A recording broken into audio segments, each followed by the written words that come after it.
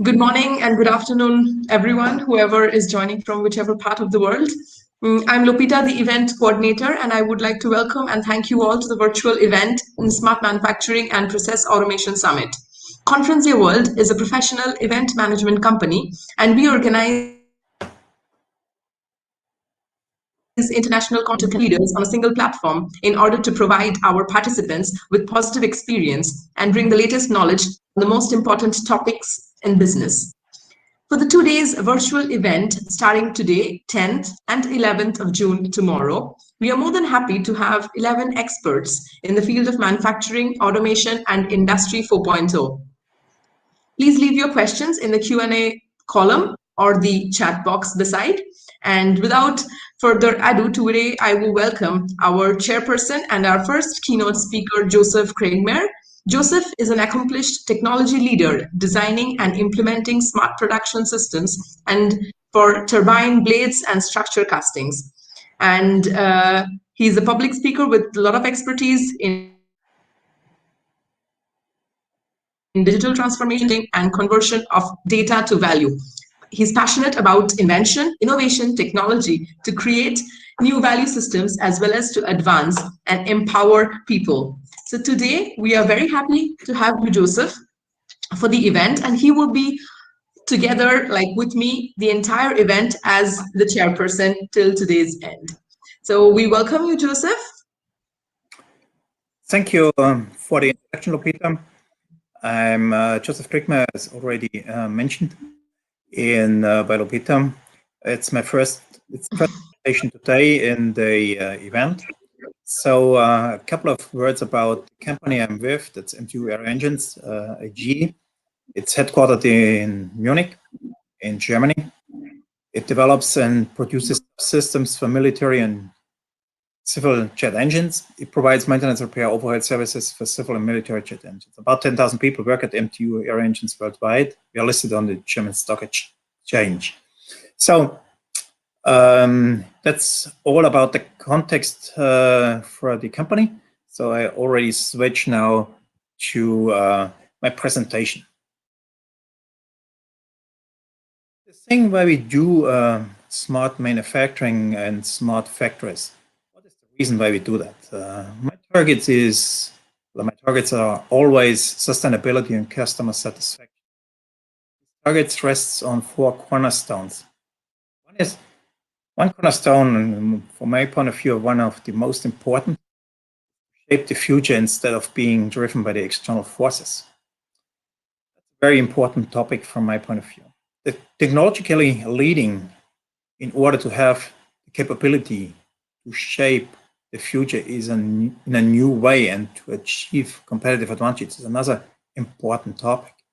Otherwise, you do not have that capability, you cannot shape your future.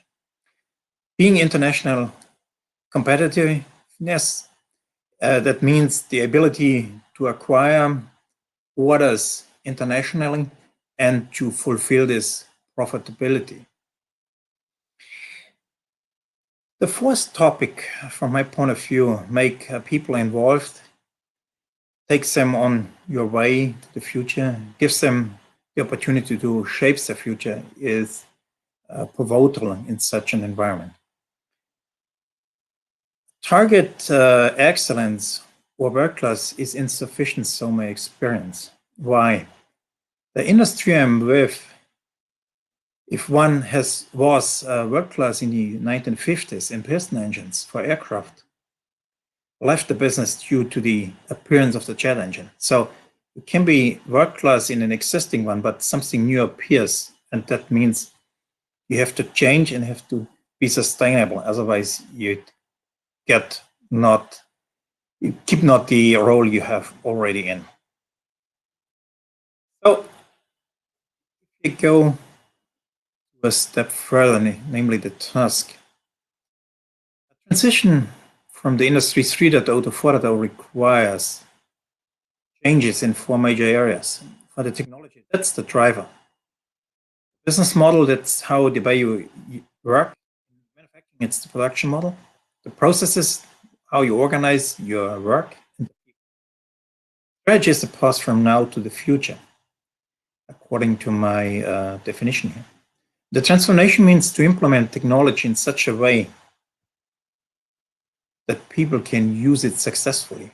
Technology drives that change, enable new processes based on new technology. However, people need new skills in order to benefit from the opportunities provided via appropriate business models. So, if you make a deeper look into the business model,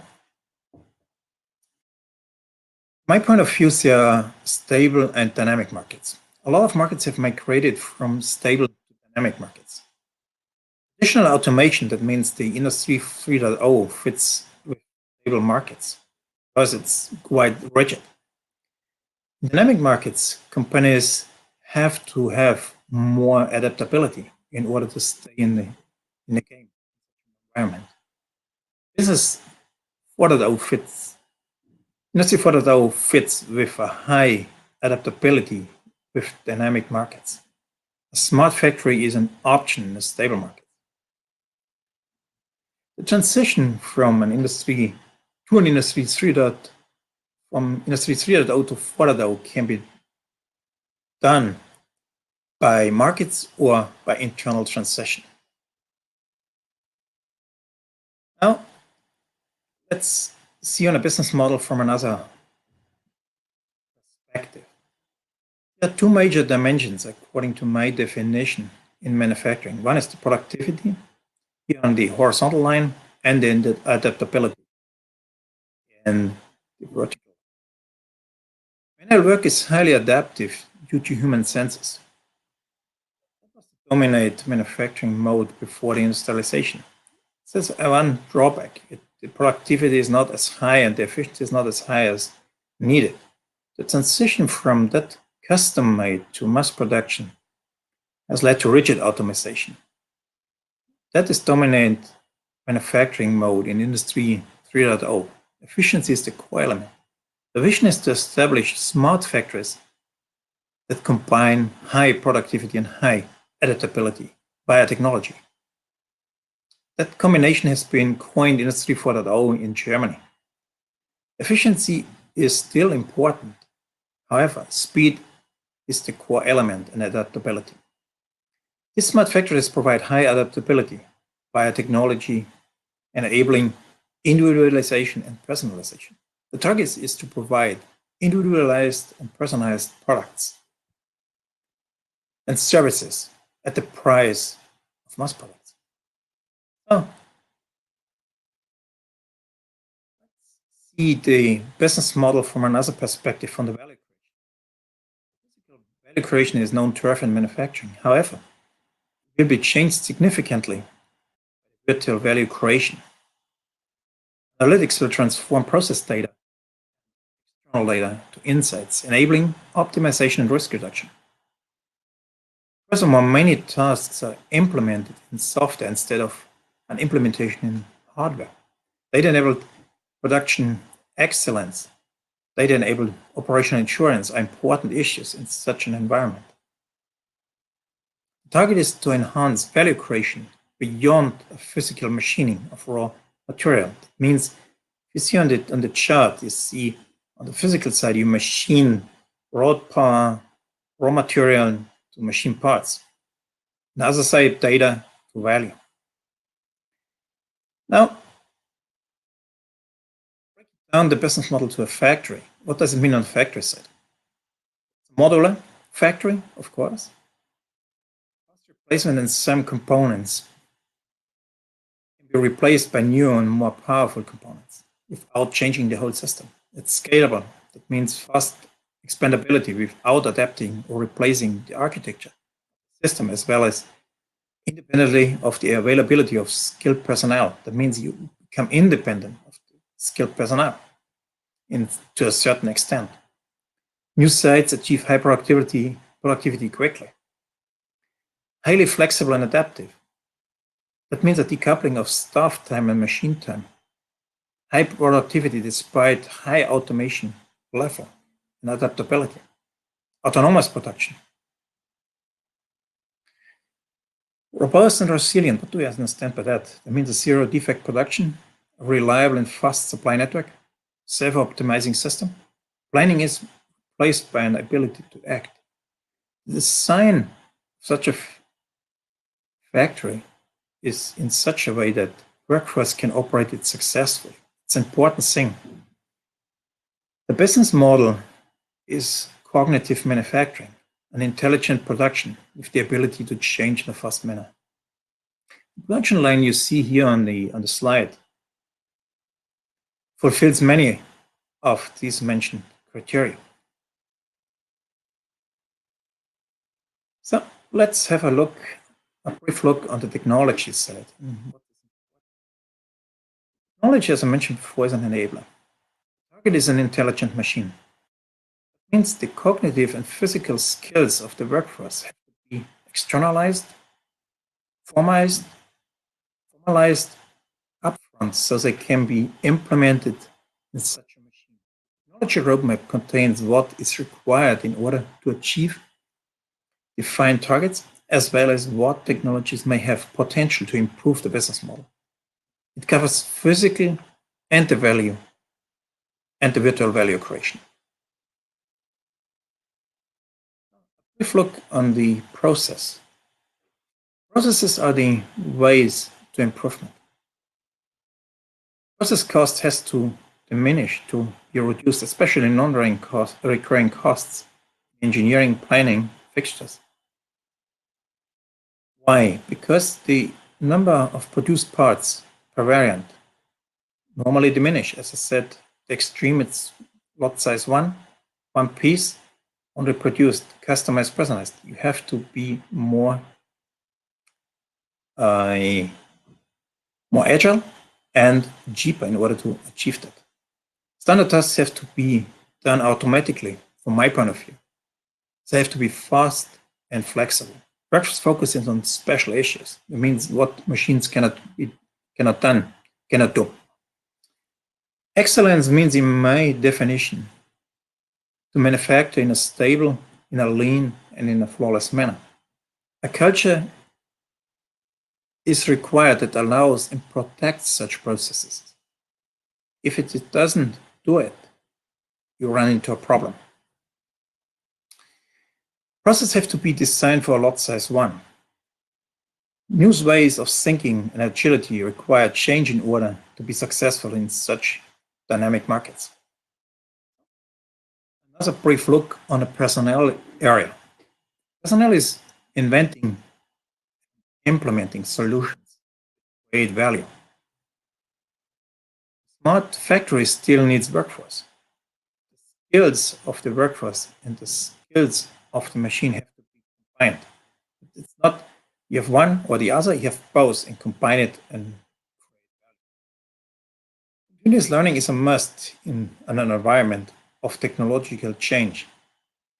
For instance, a racing team for a horse has to have other skills than that of a Formula One car team. On the other hand, change is always an opportunity to develop new skills, to grow personally, as well as to do new exciting things. I have talked about the so-called diamond models.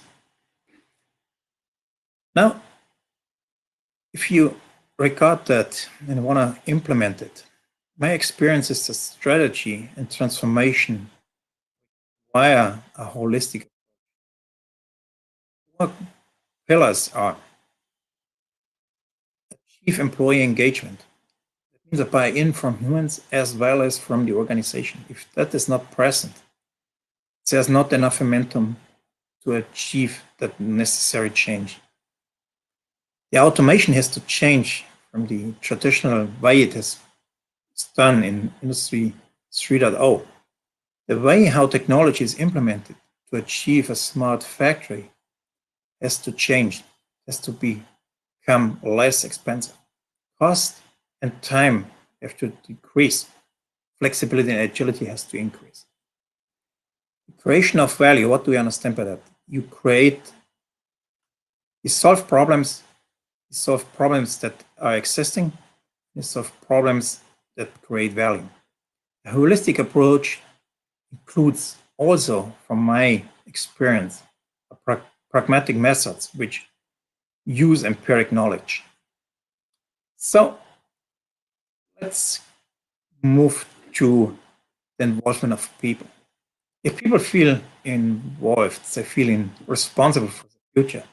Involvement, engagement is highly dependent on the vision and on the leadership. So my experience.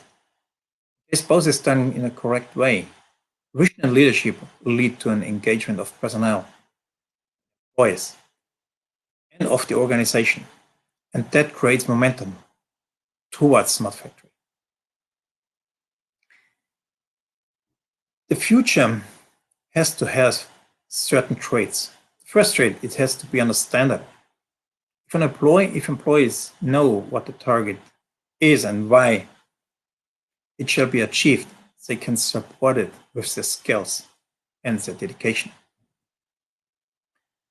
Prototypes and small successful implementations make that new environment tangible. They see the success, they see the demonstrates.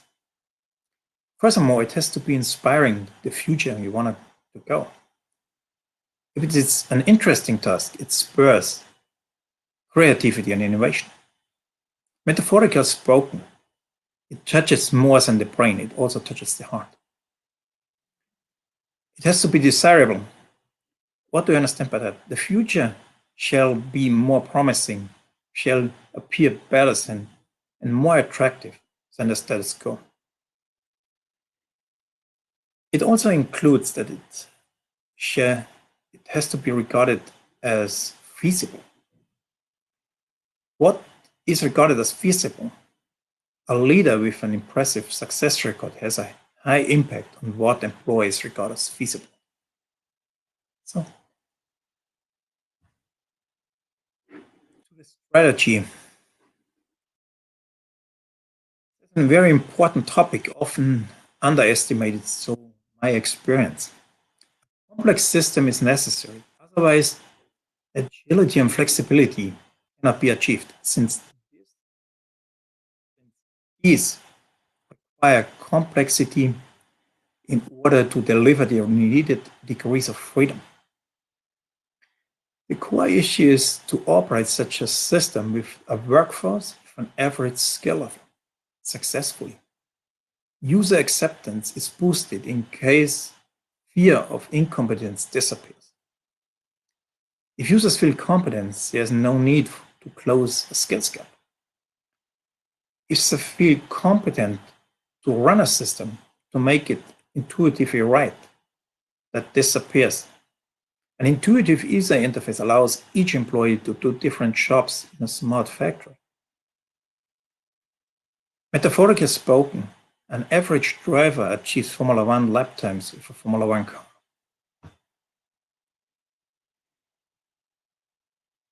Now, I've talked a lot of the virtual value creation and the physical value creation. You have to bring both stuff in line. The automatic identification is a very important function in bringing these two functions in line. It delivers the automatic alignment between physical and virtual engine.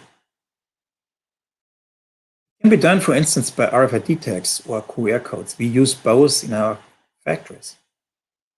Without that function, it's hard to establish a smart factory.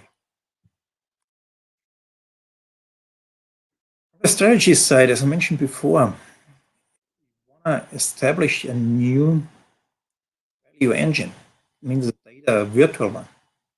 We are not interested in data, we are interested in value.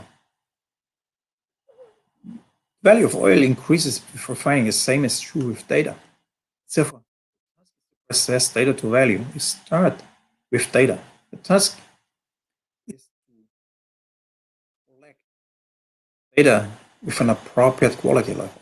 Garbage in, garbage out, so my experience is still valid in such an environment. A precondition is also that data is available, that it has been released from data silos. Data has to become independent from systems. Processes and machines deliver that data. Data may come also from external sources. Second step, the processing. In my definition, it's a single or multi-step procedure that converts data to insights or even triggers actions to achieve business value. Insights means people are enabled to trigger actions that lead to business value. The value is present after the successful completion of tasks triggered by processing or by people. Data and processing only add additional cost.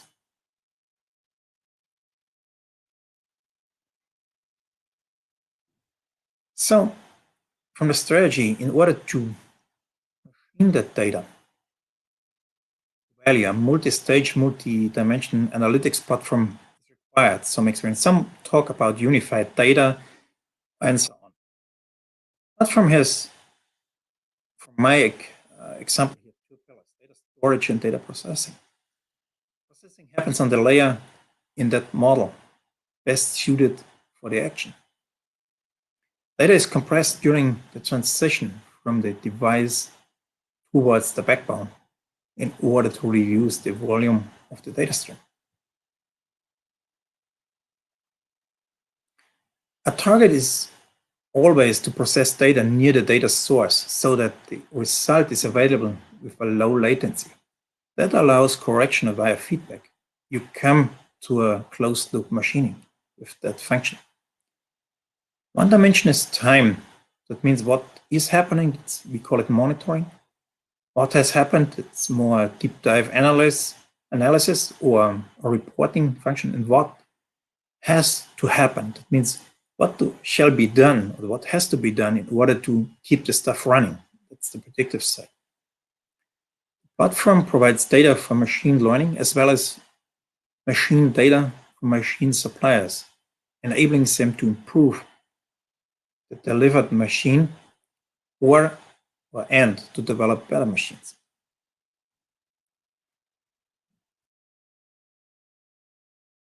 I bring another topic here on the field, the so-called dematerialized machining. What do I understand by that? Materialized machining is the classic one. The concept often leads to long and complex supply chains. In order to manage that supply chain, massive planning is required, and stock is used to remain agile due to that. Materialized machining shortens and simplifies that supply chain. Continuous replenishment becomes feasible due to the commodity character of the goods to be supplied. Agility and flexibility are very high. What do you understand now? If you maybe replace a physical tool by a beam tool, you can modulate. For instance, laser. You can do a free shape operation. If you go from classic subtractive manufacturing to additive manufacturing, you get new degrees of freedom. Software has a huge impact on performance or even defines the performance of a smart production line. Improvements can be done by software upgrades. We do that a lot in our sites here in Munich. We have used that approach continuously to improve the performance of a smart production line, the line I showed you on the slide before. Other companies are doing the same. So you can upgrade the performance of such a machine. For instance, if you replace a machining with a fixed tool by a CNC controlled tool, you get more degrees of freedom and have less stock and a less complex supply chain. Now, a few words about the transformation. Transformation requires time, also the development of new competencies. For instance, it takes time to become an expert, it takes time to become an excellent musician, it takes time to become an change that happens too fast has a similar effect some may experience than if someone is lifted from sea level to the peak of Mount Everest without acclimatization. Therefore, it's important to start early so that there is time to get familiar with the new environment. So there is time to a continuous development of competences. My experience is that employees would like to be winners. I've never met an employee with the desire to be a loser. So the message here is start early, since time lost is lost. A complex and dynamic environment and an ability to act is pivotal. Planning reaches its limitations swiftly. Number degrees of freedom.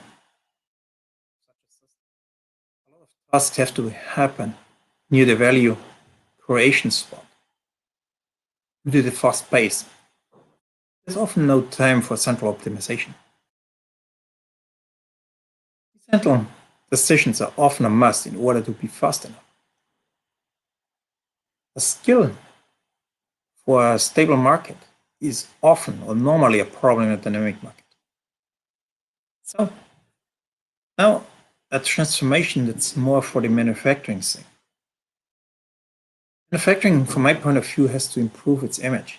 It's not an organization for unskilled workforce anymore. Smart factory is high technology. For instance, real-time computing, artificial intelligence for detecting of process anomalies, automatic guided vehicles, autonomous machines, are a few examples. Brilliant people, so my experience, embrace high technology and interesting tasks. Now, transformation, that's a very important thing. The role of data is another important issue in that area. Data has to be seen as a high value product in order to establish a virtual value engine. Data is the raw material, the machine part is the insight. If you want to do that, a unique identity for every dataset is required. Otherwise, results cannot be assigned to a machine operation. Without that assignment, the data is useless. A powerful concept in our area is often the type plus individual approach. Speaking in coding language, that means object plus instance. The data governance means, according to my definition, an infrastructure for product data. That includes data quality, assurance, access rights to data, data lifecycle management, data formats, ownership of data. Trustworthiness is very important. There's a lot of talk about veracity in big data approaches. Trustworthiness is, from my point of view, more important and more precise because it includes safety, the security, privacy, reliability, and resilience. If we rely on data, data has to be available when needed. Data quality has to be built in the data and system architecture. It cannot be inspected in.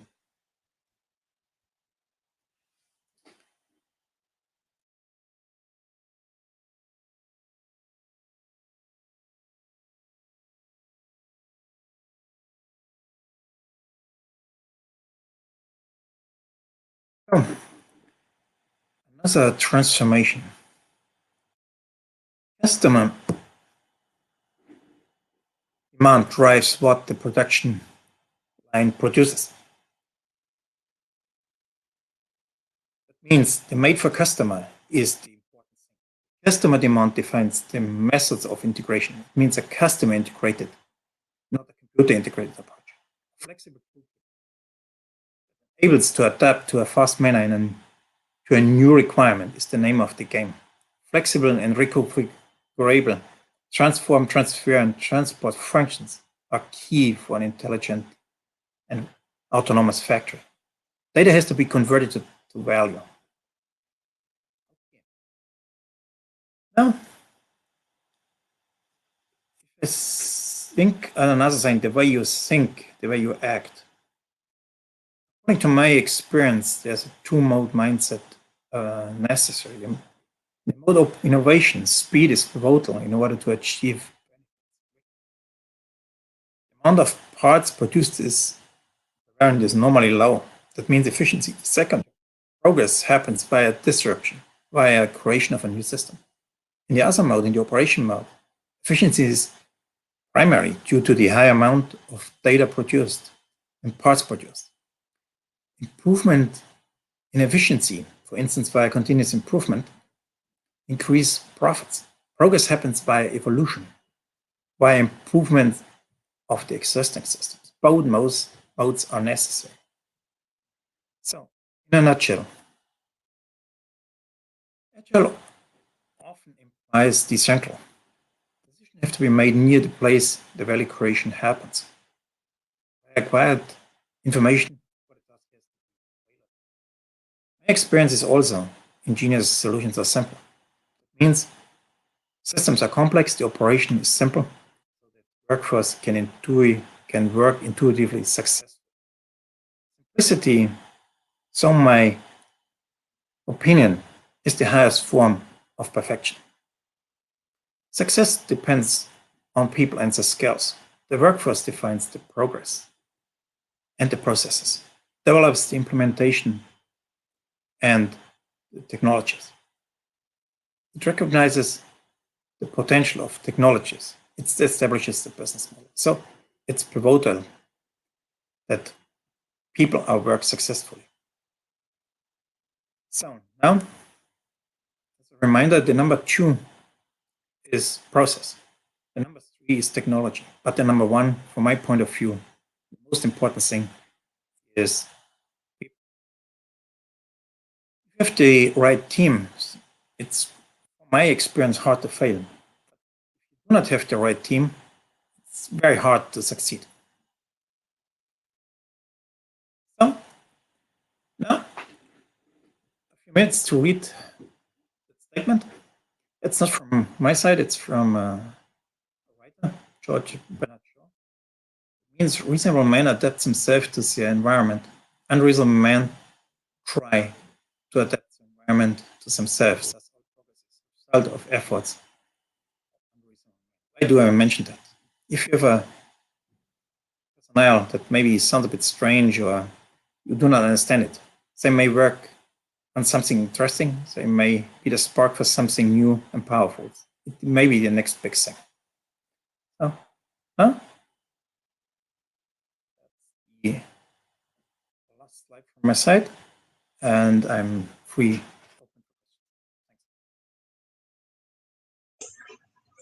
Thanks, Joseph, for your presentation. Yes, you have stopped sharing the screen. There are any questions like the Q&A column? No, there aren't any questions. Is there any question? Then Joseph can take them over. We have another 6 minutes before we move on to our next presentation. And this entire virtual event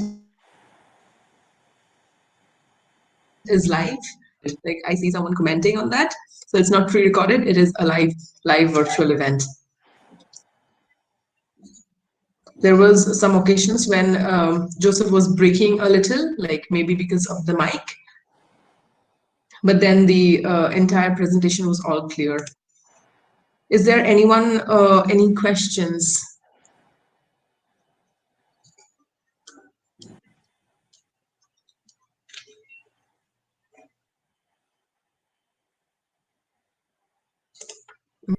Okay, we have 5 minutes to wait for our next speaker.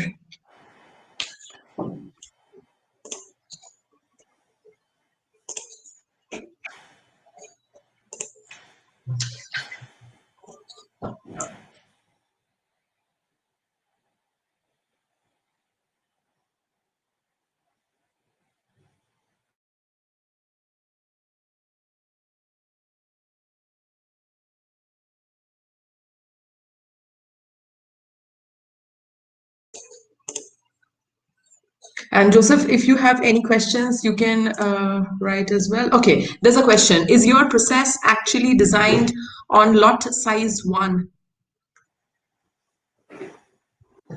The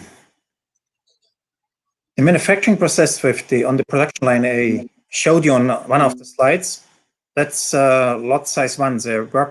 That line works lot size 1. It means each part is another one. But the engineering we do on the for that production line is not lot size 1 so far.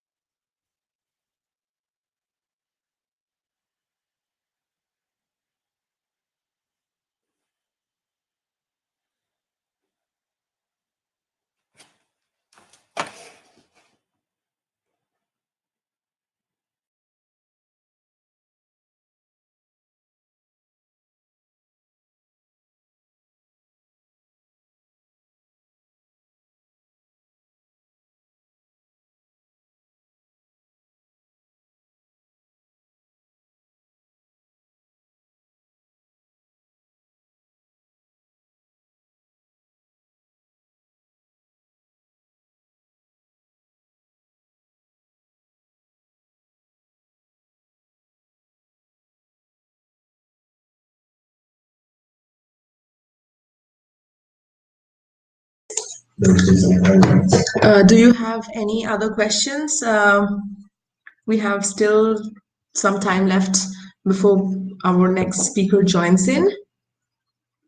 And Joseph will be here with us throughout the day. You can ask him any point of time. So, is there any more questions?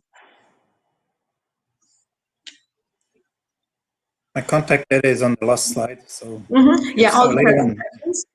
send me an email or something similar. The recording will be sent. Yes. So if there's any questions, we have a couple of minutes left before our next speaker joins in.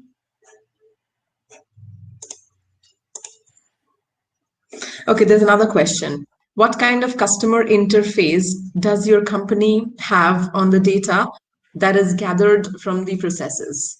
You can see the question on the chat column below from Roger.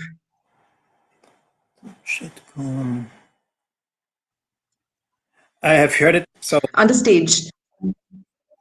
Okay. oh, I have the German interface, so it's a bit more challenging. Okay.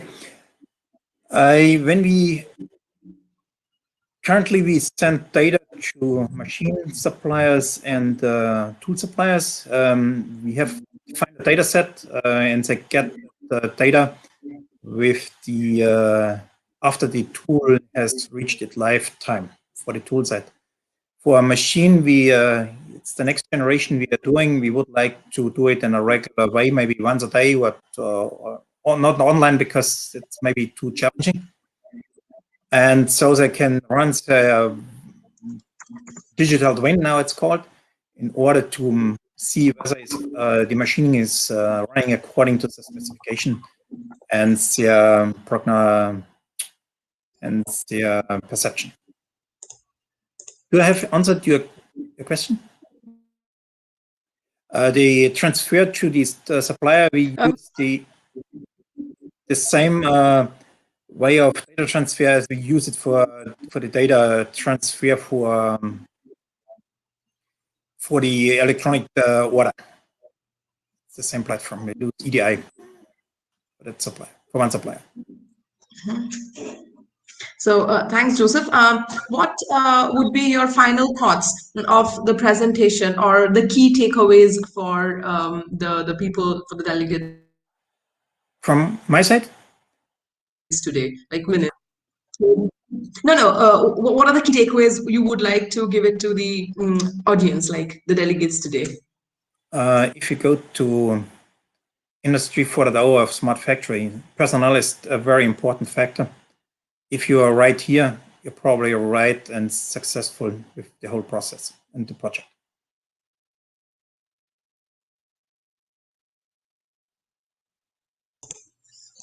Thank you. And I still, Rajshekhar, are you here already? Because I don't see you. I don't know. Our second next presenter is probably yet to join. Maybe having some technical issues. That's can happen. Yes, because this virtual platform is a little new, so it might be happening a little. I will just call and then just find out.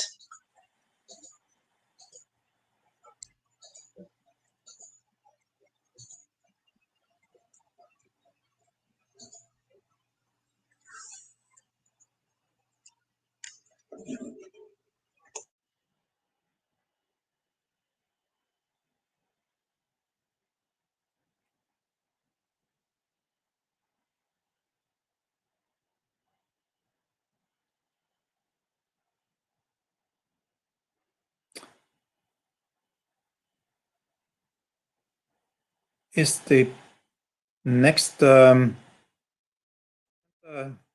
already ready? Yeah, the next presentation, yes, he should be here. He said he joined, but then I don't know, maybe he cannot share his screen or something. Uh, I don't know, Rajashekar, are you able to hear me? Then could you please click on the backstage link and then join so that share screen, um, the option for share, if you could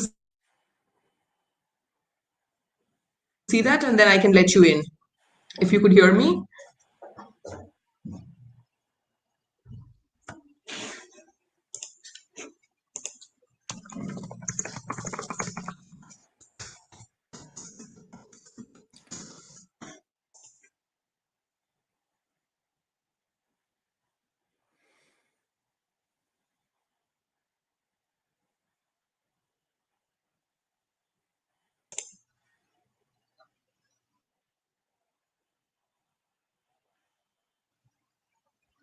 If you could hear me, then log into, I guess you have already logged in. That's what you wrote to me. Could you please use the same backstage link?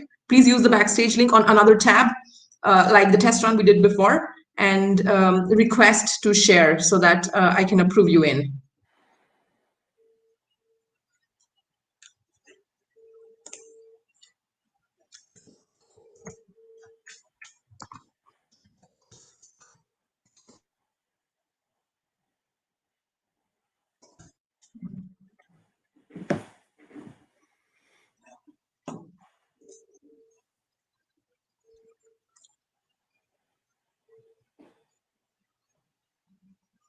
I'm really extremely sorry for the delay. Like it's 4 minutes. He writes to me on the chat, but then I'm still not able to catch him off.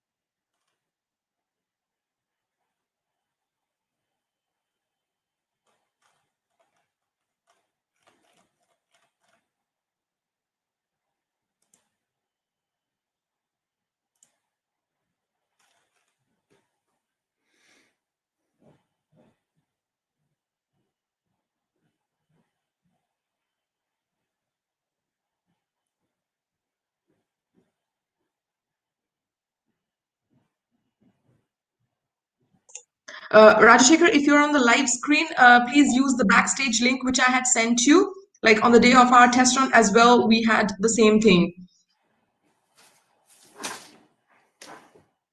have the backstage link on another tab and just click on that so that you can share.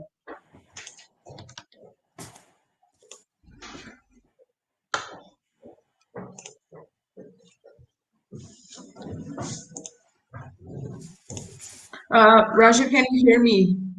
Just place the backstage link on another tab and ask for share of audio and video.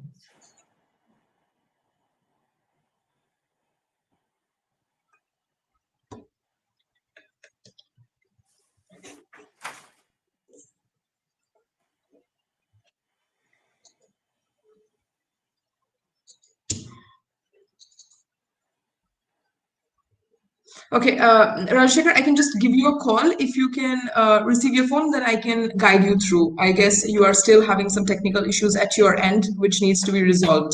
So I can just give you a call so that you can solve it with, like, I can guide you through.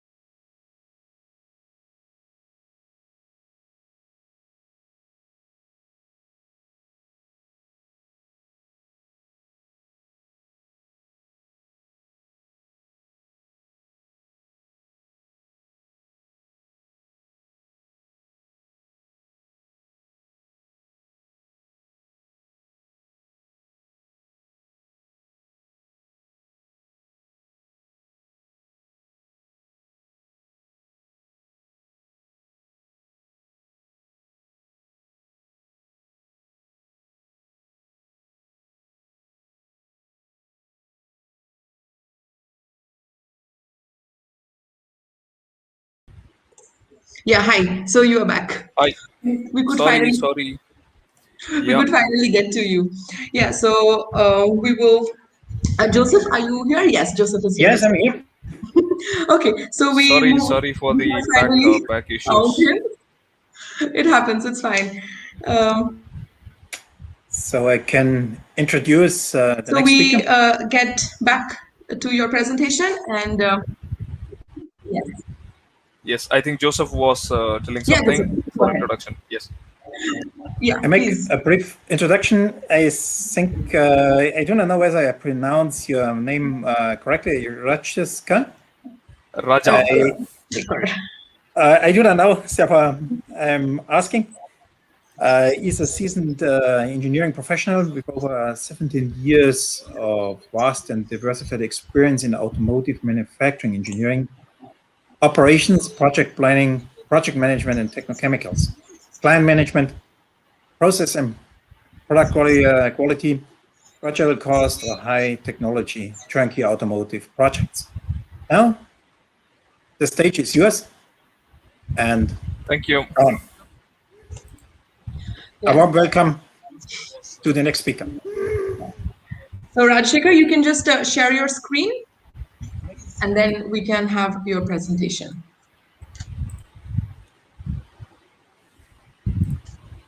I'm audible. Shall I start? Yeah, you're audible. So I can see your screen. Like I can see you have not shared your presentation. Can you open your presentation because your presentation is not shown yet?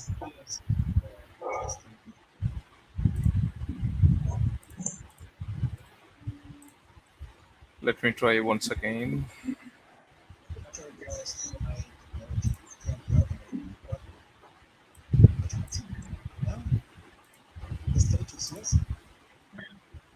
You have shared your screen, but then your it's kind of echoing. If you have any of the other tabs, please close it. Yeah, please. Yeah, if you have any of the other tabs, please. Yeah, perfect. Leave it and just have just pull out the presentation from before, like from behind. Can Oh you see yes, now? and the full screen. Yes, please make it full screen. Yeah, perfect. Thank Please you. go ahead.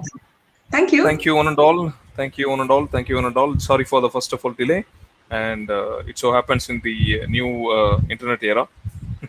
So here I'm here to share my experiences on the manufacturing engineering and optimization of process control through Industry 4.0, what we done in our experiences.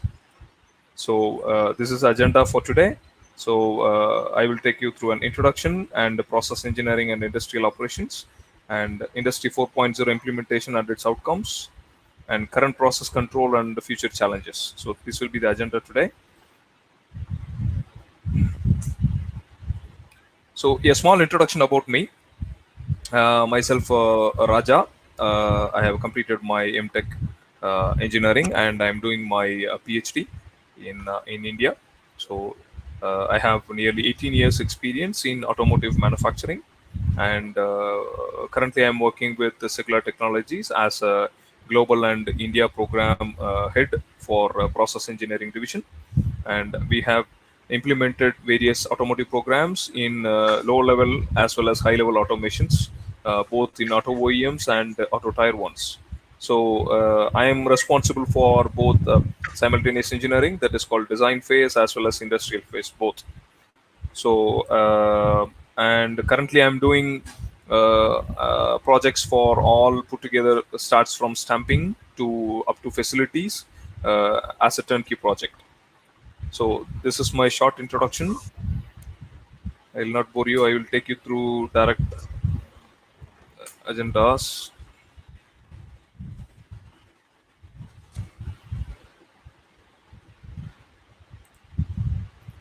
Yeah.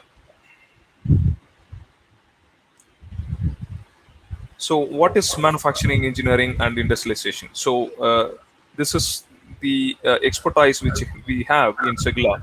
It starts from program launch as well as management team, which takes care of all the master schedule management and specific to facilities and automations.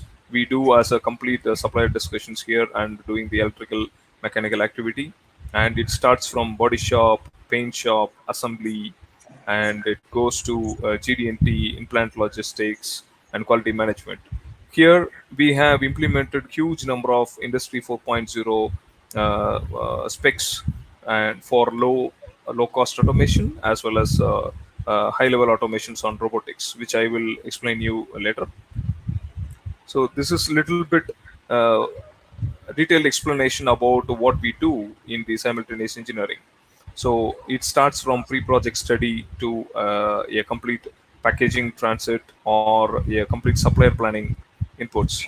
So these are the activities which we do here. And in the industrialization part, which where the industry 4.0 as well as automation comes to the part, and we take care of all the installation and supplier support and erection supports, all the automations, PLCs, and everything we take care, and we are responsible to hand over. And in a short term, according to the understanding in the industrial operations, you can see here as an input the raw material, supplier parts, the manpower, and skill and training, utilities, facilities, logistics. These are the very few inputs to start a process, industrial operations. So where in automotive, the stamping is the first function, and it goes for painting, it goes for welding, and the finally it comes for final assembly, and it goes for shipping. So obviously the specific function which gives the output as a produced vehicle as well as the spares for the after sales. So these are the problems which we face during our industrial function, which is specifically in we can say as in India as well as global. The manpower shortages and the part shortages. We have the preventive maintenance issues, and there will be a lot of surprise shortages, which is lack of less automation or monitoring controls, and there will not be any data to analyze what are the quality issues, what are the specific problems with respect to operations. And to analyze the quality issues, this data plays a major role. So that's the startup where the industry 4.0 comes into picture. Then when we talk about industry 4.0, what is the use of industry 4.0? According to me, it brought an next level of approach to automate the process and to reduce the man dependency. This is what I observed. And how industry 4.0 helped in the process engineering specific, it connected the problems, a lot of problems we have. So a complete database has been connected, and the solutions are automated, and the automation technology in the place. So this is what 4.0 helps in the process engineering. So a little bit Rajshekar, sorry to explanation. interrupt you. Yeah. Can you hear me, Rajshekar? Sorry to interrupt you once. Yes, I can hear you. There is a I can pop-up hear you. on your screen. There's a pop-up on your screen which says apphopin.com is sharing your screen. Can you just hide it? Perfect. Please go on. Sorry for Yeah, disrupting. I had it. Yeah. Thank you. Thank you. So let us talk about Industry 4.0. It's a German term everyone knows, which is on automation and data exchange in the manufacturing, where a lot of cyber technologies and the physical systems which gives fully automated cloud computing, and it helps us to go for a smart factory. So this is specific on Industry 4.0, and let us see the revolutions. So we were not in the revolution, but as we know, in the industry 3.0 and industry 4.0, there are a lot of inventions has been done, and a lot of support, inventions are done between the people. So where 3.0 talks about a fully automation and a complete data collection is done. That is the first phase of industry 3.0. Now, to upgrade from industry 3.0 to 4.0, a latest technologies on artificial intelligence and IIoT and cyber physical systems, that is cyber technology, everything is put into picture in industry 4.0. So if I talk about industry 3.0, it connected the robots and the equipments with for a better data collection. This is what I mean in 3.0. But whereas in 4.0, a complete centralized connect between the equipment and the user is being developed, and a very strong security cloud system is being developed, and artificial intelligence and fault analysis, and there are huge and high level of automation is in place. So, little bit elaborate about the industry 4.0. Everyone talks about data collection and the augmented reliability, reality, then Internet of Things, that is IoT, and cloud computing. There are huge investment is being made in cyber security, so that the complete database is in control, which doesn't goes to the other clients or other partners. And there are a lot of system integrations which department by department, function by function, all the systems are configured. And there is additive manufacturing, which talks about the 3D printing and the batches of there are a lot of advantages on the products. And when we talk about simulation, this is where a specific remarkable work is being done, so that the complete plant simulation is done by sitting in a single room, so that the monitoring system is monitored. A complete plant is simulated here. And when we talk about autonomous robots, the we call it as collaborative robots, which is nothing but robot and user should speak in a language. So that is called the autonomous robots, where the all the interlocks and interlinks is done between the user as well as the robotics to gain the more productivity. So these are the whole picture on Industry 4.0. A small example I can give you what we have done in our previous project. So this is an specific product project we done for one of the customer, which is I can say it is for Ford, where you can see a specific cell which is complete automated on 78 robots with the complete PLCs, automation welding process we have done. Here, a specific maintenance server is there, and the controller feedbacks are being interlinked between cell to cell, fixture to fixture, gun to gun, and the all the interlinks are data stored in the process output the simulation software. We used SCADA there, and this data management control is given to a specific user so that everything is monitored. You can see and only an input is being done in the part loading area, and the output is being taken, so that the complete the structure of automation is being connected with the cloud, and we used to get a automated generated report and a monitoring system sitting in Spain. So this is one of the project we done before. So if we talk about the outcome of Industry 4.0, what we implemented, so it increased the productivity, and the we could see a flexible manufacturing here, and operator safety is operator safety as well as ergonomics is been highly improved, and the decision making before and all we used to have a decision making delay because of the data issues. So the decision making and data management is been remarkably changed in this 4.0 activity which we done. And you, as you know, the digital technology is improved a lot. So this is where the automation plays a role, and we got a specific outcome from this. Even though we invest more, but the productivity and the yield we got it is very high. And specific to the process control, according to me, process control is an it is a desired output where what is the required quality as well as the performance is being monitored. So that is what the process control means. And there are a few types of process control. Specifically, we can say as the data monitoring control as an one of the process control, and we can say as an PLC, which controls all the logics. So these are the two process control on systemic. I'm not talking about the field process. I'm talking about the equipment process control here.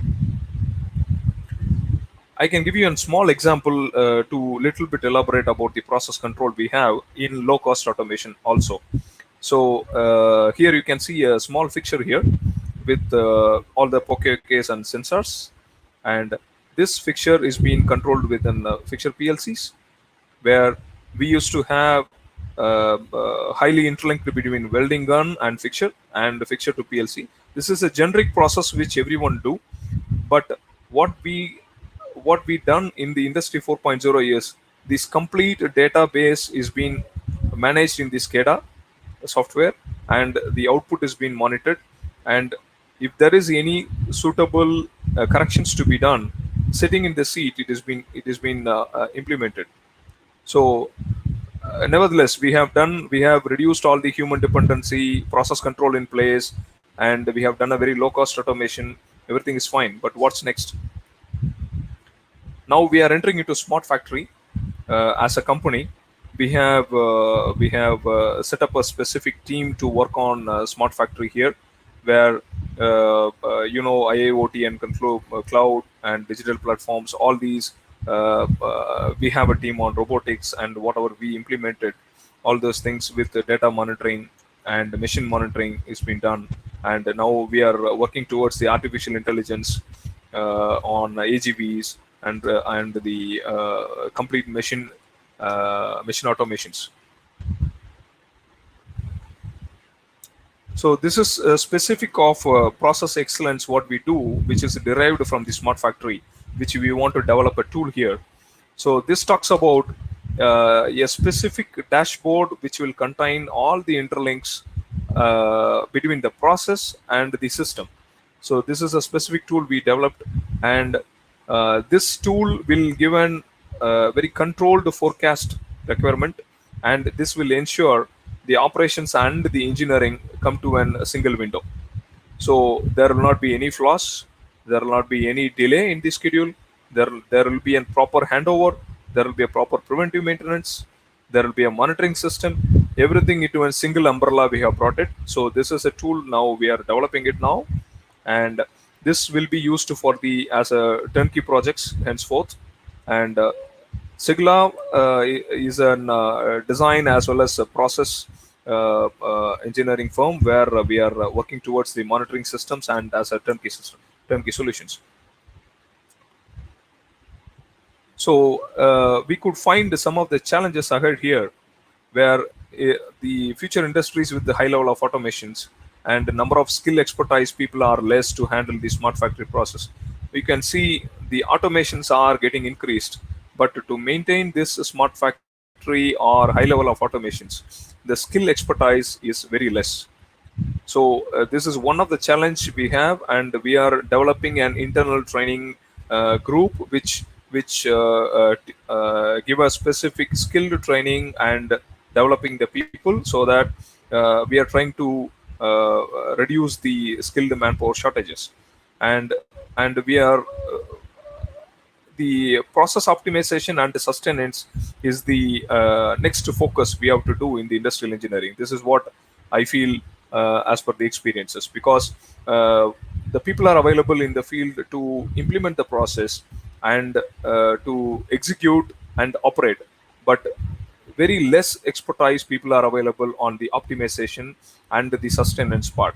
Even though industry 4.0, smart factory, all the latest technology comes, but there is a specific requirement which is lacking, according to me, to implement the optimization part, where the continual improvement starts and the output sustenance starts here.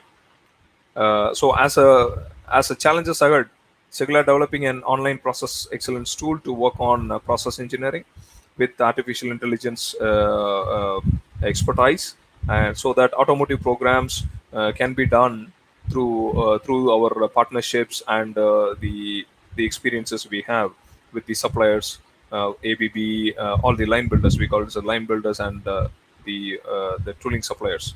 So this is what we are working. So these are my specific experiences we have. If any questions, feel free to ask.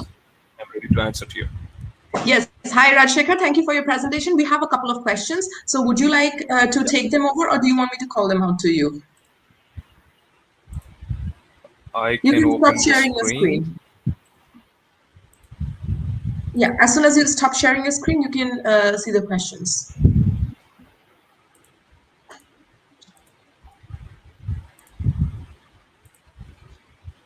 Yes. The questions can be seen under stage. There's chat, polls, Q&A. You can find the 4 questions which has been asked by the audience to you. You can answer them Okay. one by How one. is your company dealing with the current issues with the lack of components, transport issues, and managing with the 4.0 behind it? And I can believe that there requires a lot of adjusting and adapting. Yes, I understand your question. Yes. So, as an industry 4.0 implementation, we have uh, we can say as an component means you are talking about the transport issues on the parts from OEM to supplier. That's what I believe. So we have an Kanban system here, and full of automation. We call it as SOD process. So according to that, a specific tool is being developed, and the milk run, as per the milk run process, all the input from the supplier to OEM is being tracked, and we call it as a D1 and D plus one and D plus two planning. So With that planning, we used to manage all the component supplies, and output is being monitored. I think I have answered your question. So let me go to second one. How do you manage remote network between robot points of cybersecurity? Is there any firewall or detected server system keep communication secure? Okay, specific to cybersecurity, we used to offshore the specific SCADA as well as Siemens software, where the firewall and the deduction is being programmed. So I was not too much deep dived on that as a program. Third question is on: are you able to present a use case in which savings from the implementation of Industry 4.0 solution have been demonstrated? I can explain, like, we have saved nearly 1 million euro in the last previous project by implementing very low cost automation through Industry 4.0 methodologies. So, but currently I don't have any PPT now, but yes, we have savings in that. The next question is on: many times I receive questions from high management. What are financial benefits from introducing the solutions you present? Obviously, yes. When a top management goes for implementing a high cost automation cells, obviously they ask for return of investment. Yes. So the only answer is, if our capacity is high, that is the volume of output is very high, the return of investment comes very easy. So that should be our capacity. And when you design a cell, it should be a multi-model cells. So if it is so, your yield will be very high, and your return of investment, I mean the break even, will be very shorter. So these are our experiences. Yes. Thanks, Rajashekhar. There's another question under event column under chat. Can you move that so that you can read out that question as well? Event chat. Yes, you talked about needing more personnel who can optimize, or specific skills like AI experts missing, or you partnering with any universities? No, specifically when we do in India, we never partner with universities. In other part of countries in Europe, yes, it is they do with universities, but here the expertise are available in the industries. So we have partnerships for all these specific programs on PLCs, robotics, and mechanical installations, and quality controls, everything. We develop the people who have minimum 1 or 2 years experiences, and those skills is being improved upon, and with that skill sets we implement all the projects.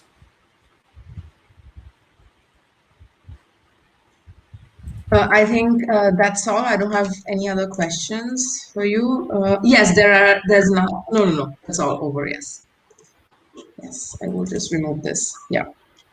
So you can, before the next presentation starts, you can say some key takeaways that you would suggest to the audience from Sigula as well. Okay, so we are working on two specific Industry 4.0 projects for all the European clients. The only key point is on the skill sets are very less as a global point of view, if you say. Uh, on the low level, like I can say, as in the simulation part, and the quality control optimizations, and the specific skills like PLCs, the people are not deep dived. So the deep dive means the skill set will be very high. So we have to develop that, and as a part of this journey from Sigla, we used to have this quality gate training, and training all these specific skill sets within the group, multi-skilling ourselves. So the same scenario, if we improve upon with the other companies and other our partnerships, the as a global, uh, there will not be any lack of uh, unskilled people for the future ahead. So thank you, Rajashekhar, for your presentation and your thoughts as well. So thank you for being our speaker. Thank you. So Joseph, do you Thanks. have any questions, anything? So we will ask the next presenter, Hartmut, for joining us. No, I have no further questions. I say a couple of words about Hartmann up front. Hartmann Pritz. All right. Hello, Donzel Leggett, Vice President, Global Manufacturing Excellence, Global Platforms, and Asia Latam Supply Chain, General Mills.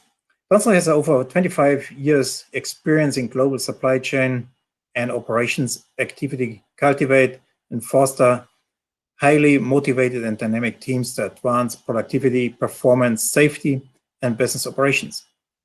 Extensive global supply chain background throughout North America, LATAM, Europe, Middle East, Asia, and APAC with oversight to end-to-end supply chain, including multi-region procurement and large operations, facilities, and distribution centers.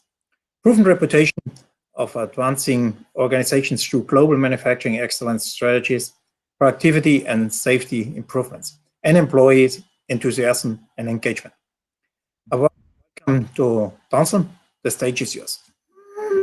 Thank you very much. I really appreciate it. I'm so happy to be here. I'm hoping that everyone can hear me. No one has interrupted me yet, so I'm guessing Lupita is saying that the sound is good. Yeah, you can increase the volume a little as well, Donzel. Like you can increase the volume a bit. Hold on, I'm gonna have to switch. Maybe I'm gonna have to talk louder. Can you hear me now? A little bit better. Yes. All right, so let's just speak louder at this point. But again, very happy to be here. And today I want to talk to you about the power of people and smart manufacturing and how they will win the future, in my opinion. I look forward to sharing my thoughts over the next 18 or so minutes. And so I'm going to break this into kind of three segments. And the first, I'm just going to tell you a little bit more about myself. It's going to be very, very short, but it is important to give you an idea of kind of what I do at General Mills. And then I'm going to go into what the power of people is all about and how it's unleashed by courageous leadership through what I call the I Lead Change model. And then I'll finish up with smart manufacturing and how integrating smart manufacturing with the power of people will win the future. So here's a slide I like to share just to give everyone in my organization who I work with for the first time an idea of who I am and sort of when I present as well. And there are three key themes that would come off of this page. Number one is I'm all about family. And so you see a lot of pictures of my family here. I believe that from my perspective, everything that my legacy has to do with is going to be about how I was a great husband, a great father, a great son, a great family member. So I prioritize a lot of my time is focused on my family. Secondly, I believe learning is very important.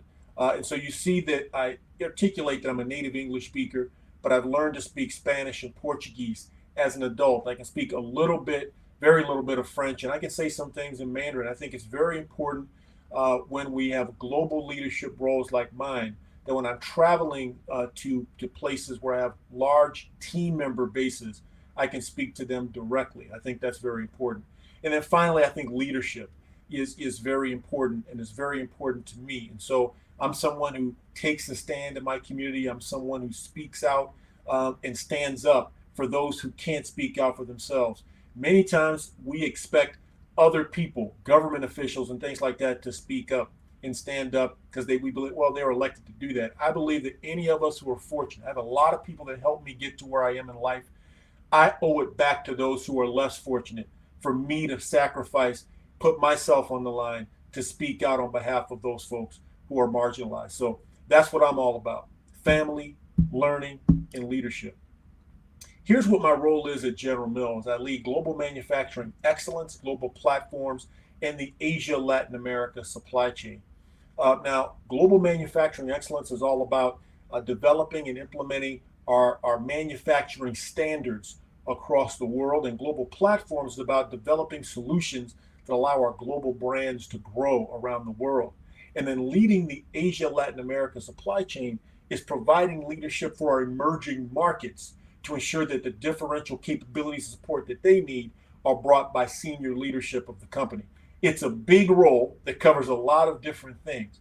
The only way I'm able to do this is because I have one of the greatest teams that I've ever worked with, and I've been able to work with them over the last 5 years that I've been operating in this role.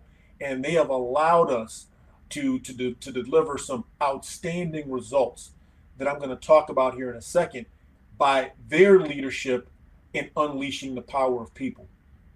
And in fact, what I'd like to do is to kind of talk a little bit out in story format about what's happened over the last 18 months. And many of you, I'm sure, are very familiar with the circumstances of the last 18 months, but it's very impactful for me because I've had a long career, 25 years with General Mills, 29 years overall in leading supply chain. I've seen a lot, I've done a lot, and this has been incredible from my standpoint. So 18 months ago in Asia and Latin America, and you can see our big markets where I've got operations: Brazil, India, and China. 18 months ago, we were good in safety, but not great. We had some gaps in safety culture. We had some incidents that we needed to change significantly and make sure that we had a culture that would ensure that no matter the circumstance, we operated from a safety perspective in a world-class manner. But we were not there 18 months ago. 18 months ago, our customer service was good, but it wasn't great. We were about 90% on our case fill, and we had many challenges in terms of capacity and meeting seasonal demand. We have some businesses that are very seasonal, whether it's in China with Chinese New Year or in Brazil, they have some special events. One's called Festa Junina, or whether it's Ramadan. These bring into play very seasonal demand that you have to service, and we were not great at that. 18 months ago, we had good manufacturing performance. Our plants all in were running at about 70%, which was good, but not great, not world-class. And as I mentioned, we had some capacity issues. We also had some legacy network optimization issues that we had acquired small businesses, some larger businesses over time in these markets, and we knew we had to optimize them, but we had a plan to get there. We also had some legacy compliance issues from a regulatory standpoint that we had to work through, and we had not quite done that. All in all, we put together about a 3 to 4 year plan to address all of those things and get us on a track that we felt was more aligned with world-class, or at least what these markets needed to grow. And then the global pandemic hit. And the global pandemic, brought a lot of challenges, but there were two really acute ones that occurred at this time. Number one, and many of you would know this, we had to find a way to operate our supply chain safely in a way that governments could believe that we could do, in a way that our employees felt that they could be safe, in a way that we could work with our suppliers to ensure we were getting what we needed, and our distribution network to ensure that they could deliver. That was a major challenge that many of you had to deal with. But what we had layered on top of that was that, unlike some businesses, our business took off because many people were locked down. And through that lockdown, they started loading their pantry with base food items, whether it was flour in India, whether it was seasonings and meal items in Brazil, whether it was dumplings in China. The demand spiked significantly, 30 to 50% demand, volume demand in many of these markets. So we were challenged with how do we keep our plants operating? How do we keep our supply chain going through this pandemic? And geez, we got 30 to 50% more stuff we got to make. How in the heck are we going to do that? So that's what we were up against 18 months ago. So what did we do? Well, what we did was I followed this I-Lead change model that I've developed to kind of provide structure on how to bring courageous leadership to life in the midst of significant challenges. The first thing I said we had to do is inspire our team. And inspire, means providing the inspiration that people believe that something can be accomplished that on the surface it doesn't feel like it can. It's almost a spiritual awakening that, yes, we can overcome that type of mentality and that kind of feeling. It all starts with connecting with each person and sharing with them that there is hope and we will overcome this. And so that's exactly what I started doing, communicating to every one of our employees around the world, making small videos in their language, Mandarin, Portuguese, even in some cases, trying to say some things in Hindi if I could, but making that connection. We started implementing happy hours and things like that with our team to make them feel connected. Started making sure that we articulated what our plan was. And that plan, which gets into the second item, light, which is to clarify for people that, hey, this is not just about spiritual hope. We literally have a plan that we think will work. And that plan was a simple 3-part plan. Number 1 was to ensure that we built safety protocols and put structures in place to keep our people safe. Our number 1 accountability, keep our people safe. We refuse to run our operations unless we could prove that our people would be safer than they would have been otherwise. Secondly, we said we got to find a way to keep our supply chain operating. And we thought that was important to keep people feeling like they were employed. In many of these communities, people are living check to check. They have to feel like they have income coming in, and they also want to feel like they're making a difference. And that led to our third point, which was be a force for good in the community. And so what we said is we're going to share all of our knowledge of how to keep our plants operating safely with the communities in which our people lived. We're going to find ways to donate food to places where, again, people needed food in this time during the pandemic. They couldn't go out. They couldn't, people didn't have jobs. How do we donate some food to keep our communities whole? So we started doing those things. That 3-point plan raised people's hope and inspiration, right? Then we said we have to engage everyone. So I decentralized accountability. I said, hey, it's clear what we got to do. Number 1, keep our people safe, no compromise. 2, keep the supply chain operating. Then 3, let's be a force for good. All right, now you guys do that. Yeah, we're going to have a control tower. We're going to talk about it. But that control tower is all going to be about the 4th point, which is activate. And activate means bring the plan to life. And what I told them is, you do that. My job is to clear barriers out of your way. So if you're having an issue, whatever it is, you let me know. My job is to clear it. I'm not here to tell you what to do. You know what to do.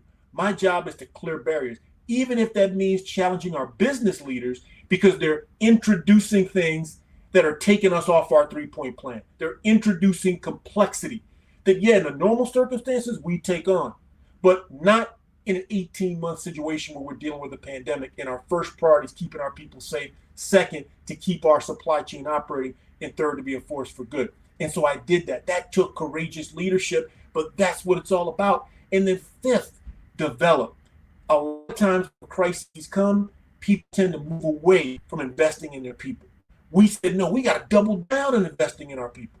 We got to make sure that leverage virtual capability to bring development to more people that normally wouldn't get that development. So we started doing that.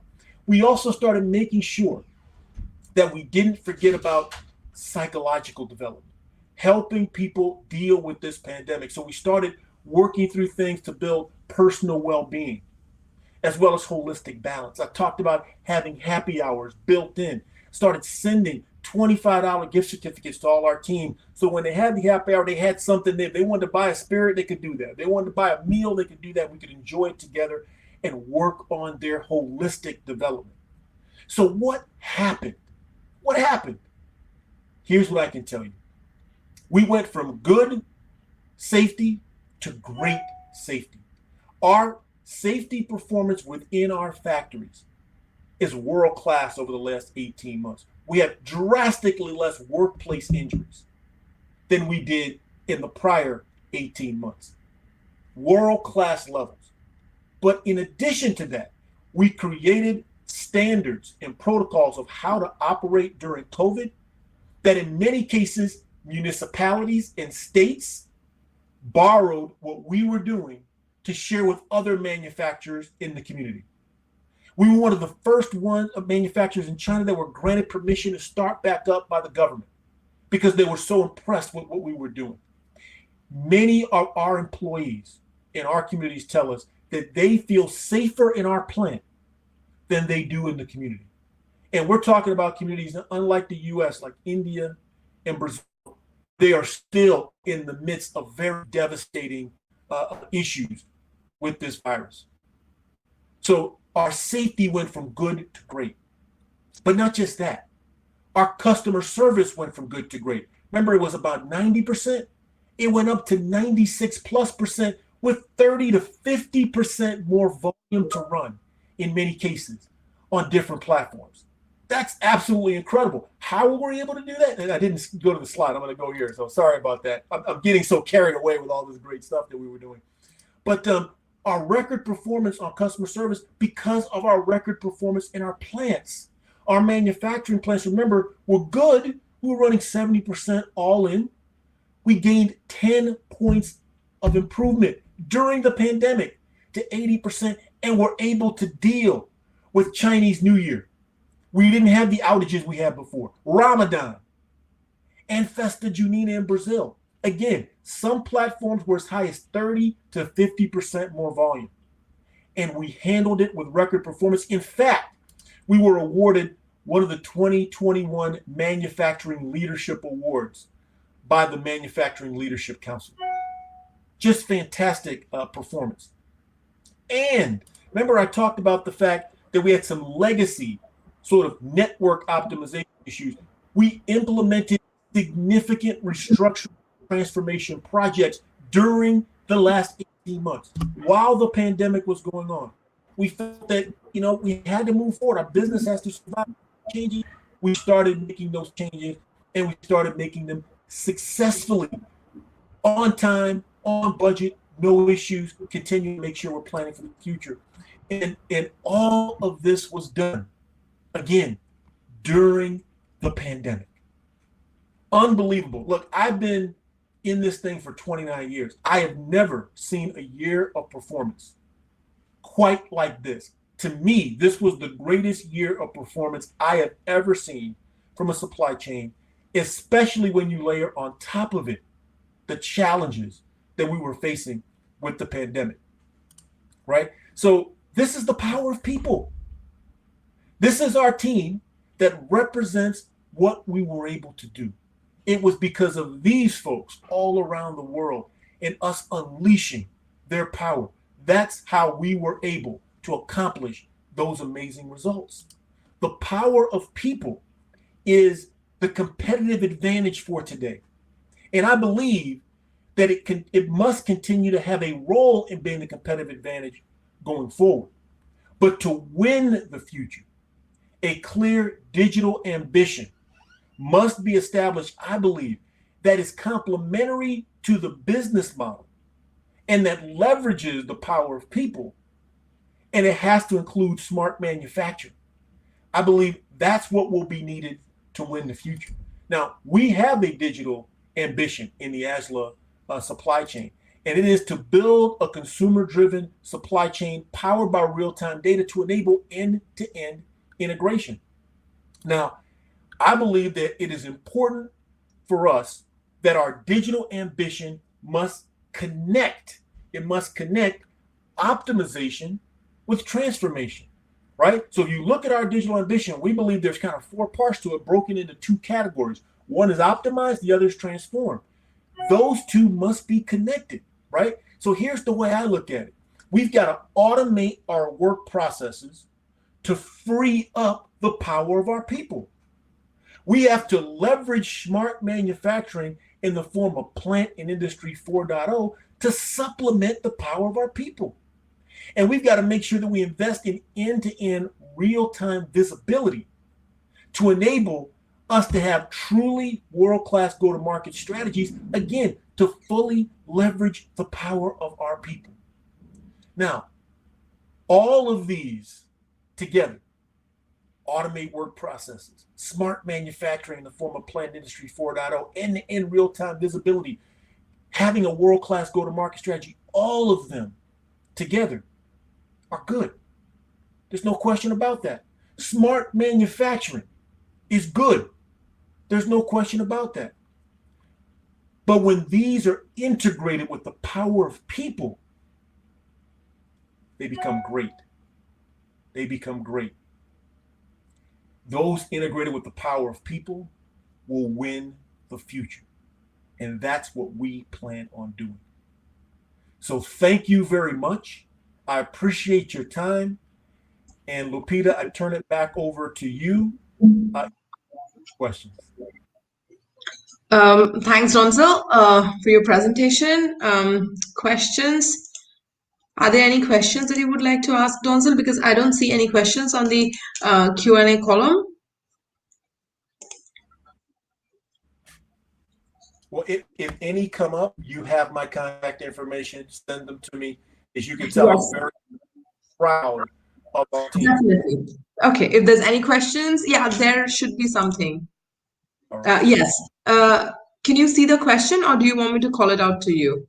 I cannot see it because I'm in presentation form. So You can stop. You can stop sharing the screen. Okay. Or I will just read it out to you. It is how much of your workforce started working virtually last year? Are you planning to have them go back to the office anytime soon? Great question. Pretty much our entire workforce that did not work in our factories started working from home in, I think, the third week of March in 2020 around the world. Our plant employee, again, we immediately developed our protocols for our plants to continue to operate. The office workers in the plant also started working from home. So you weren't critical to the operation. You started working from home March 20th. Now, earlier this year, many of those plant employees who were not critical started returning on a limited basis, following the protocols, depending on their role. This past month, General Mills corporate headquarters here in the US started having people return on a voluntary basis. Very small group. The plan is in September, we're going to start bringing other people back, but it's not 100% decided that everyone will come back, depending on your role. For instance, my team, I live in Minneapolis. I have a small team here. Most of my team is out of the US. I probably will not be going back on a full-time basis because there's no real purpose for that.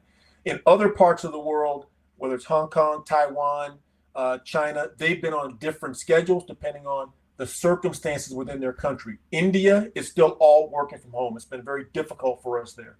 Brazil, still working from home, very difficult. I don't really see right now a time frame that's clear as to when they'll be working, returning back to the office. Our facilities, though, in those places have continued to operate following protocols, and we've been very, very good in terms of how we've been able to operate, as I articulated earlier. So hopefully that answered the question. Another question. Do you think people are the #1 enablers? I do. I believe it. Anyone who doesn't believe that, again, I don't know how else I can convince you, but there's no way we would have gotten the results that we got, which are unbelievable. Unbelievable. Think about those results. No way that would have happened without inspiring our people and our people deciding to step up. They could have decided not to. They could have decided, look, I'm staying home. They could have decided, like, it's more important for me to do something else. Hey, that happened in a lot of places. But for us, it didn't. And there are many other companies in these locations where we're located that did not have the success that we had success because of people. So from my standpoint, just like I said, smart manufacturing, digital ambition, all of these things are enablers for the future. Now, it could depend on your business, but if you're in a business like ours, where the margins are good, but they're not great. I mean, we're not selling Lamborghinis here. I mean, we're not getting $400,000 per unit. I mean, this is consumer packaged goods. We're not going to have the ability to go out and spend the kind of capital to digitize everything. In that environment, people continue to be the competitive advantage. How strong are your people, how committed, and how inspired? So, yes. So thank you, Donzel. We had all the questions answered. All right. Yeah. Thanks if there's again. anything more, I will forward it to you. All right. Thank you so much. You Thank guys you. have a rest of the conference. Thanks for having me. Reach out anytime. I'm on LinkedIn as well. Take care. Bye-bye. Bye. Take care. Bye. So we now enter a panel with two panelists. The first one is Thorsten Schür from IBM, and the second panelist is Randall Kenworthy from Cognizant. Make a brief introduction. Thorsten has more than 20 years experience in the industrial sector, doing extensive work across IoT, artificial intelligence, supply chain, operations, and business strategy. He has worked on projects in Europe, in America, and Pacific, helped companies to transform in digital era with the value from the Internet of Things, artificial intelligence, blockchain, cognitive technologies, and Industry 4.0 along with cloud analytics, social and mobile. After many years in global and in country roles in consulting, software and sales, currently he leads the industry business development for the industrial sector in Germany, Austria, and Switzerland. Now I switch to Randall. Randall is the VP, Global Strategy Lead, IoT and Engineering Practice at Cognizant.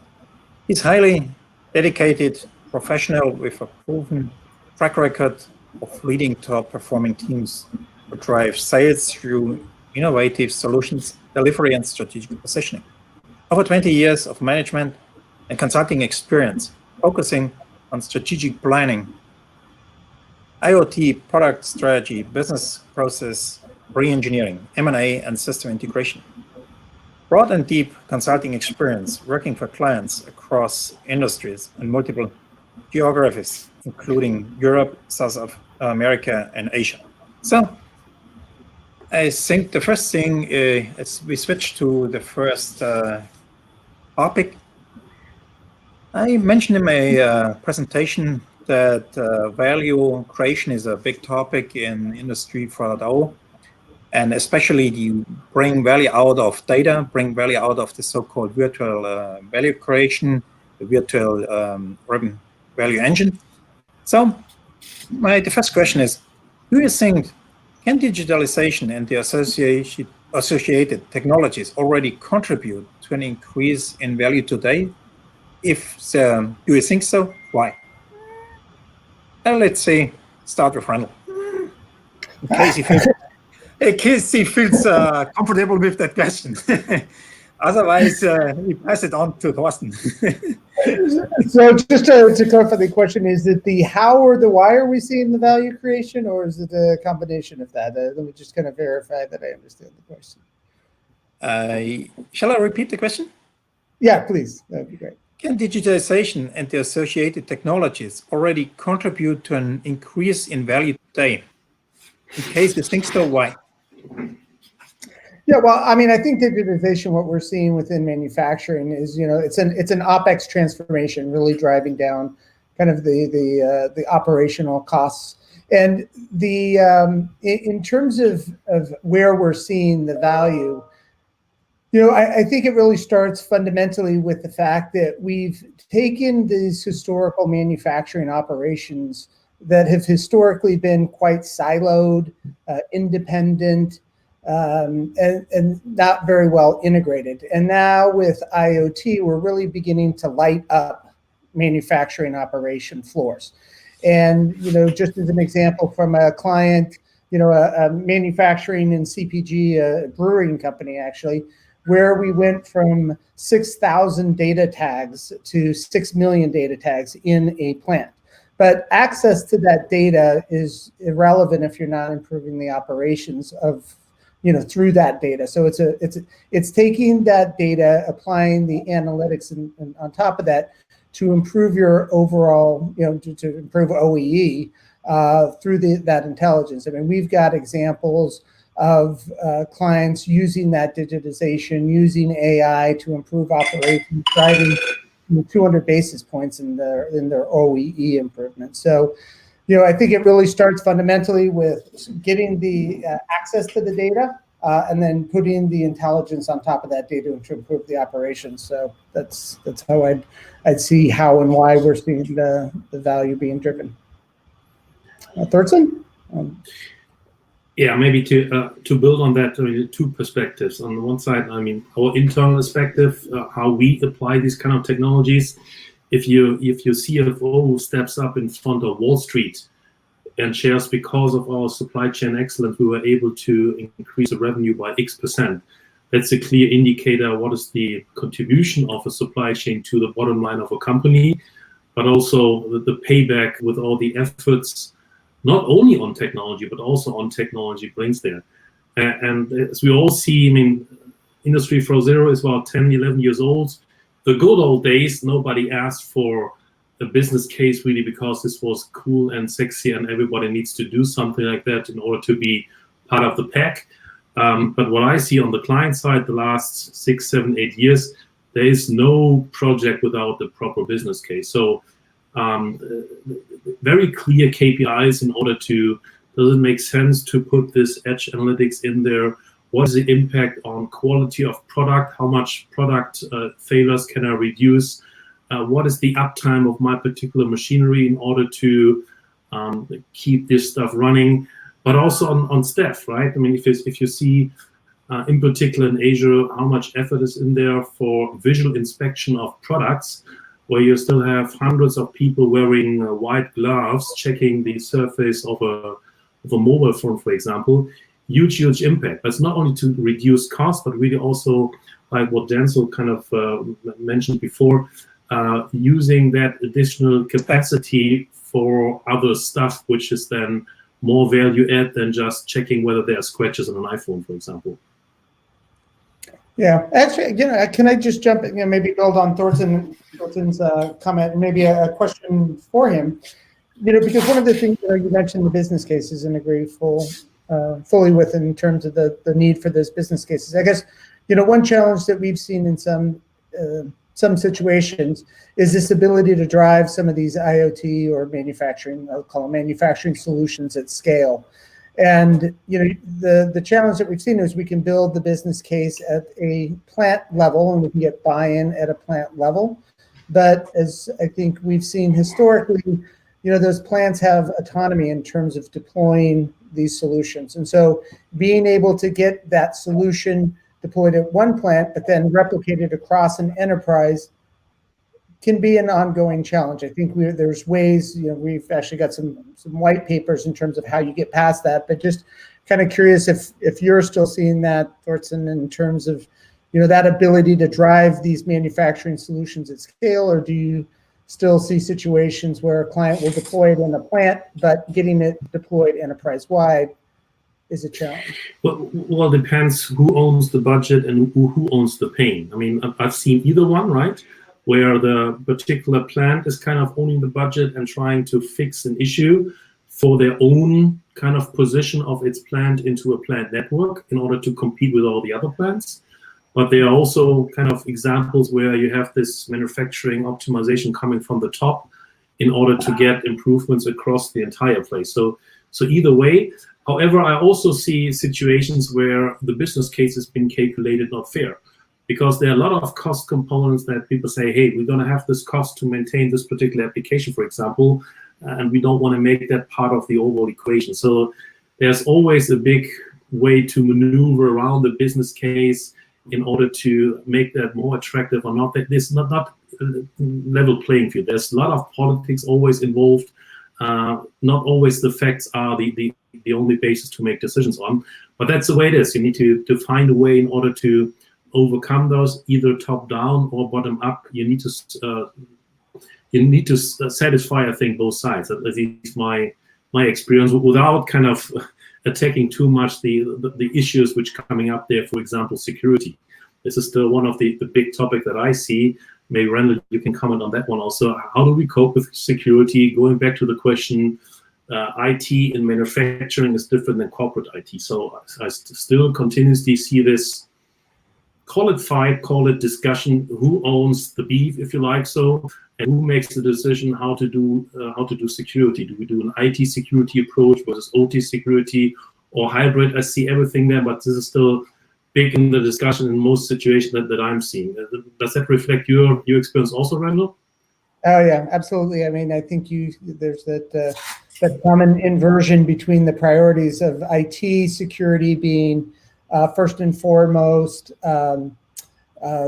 It's the authentic, the fact that the data is authentic. Then the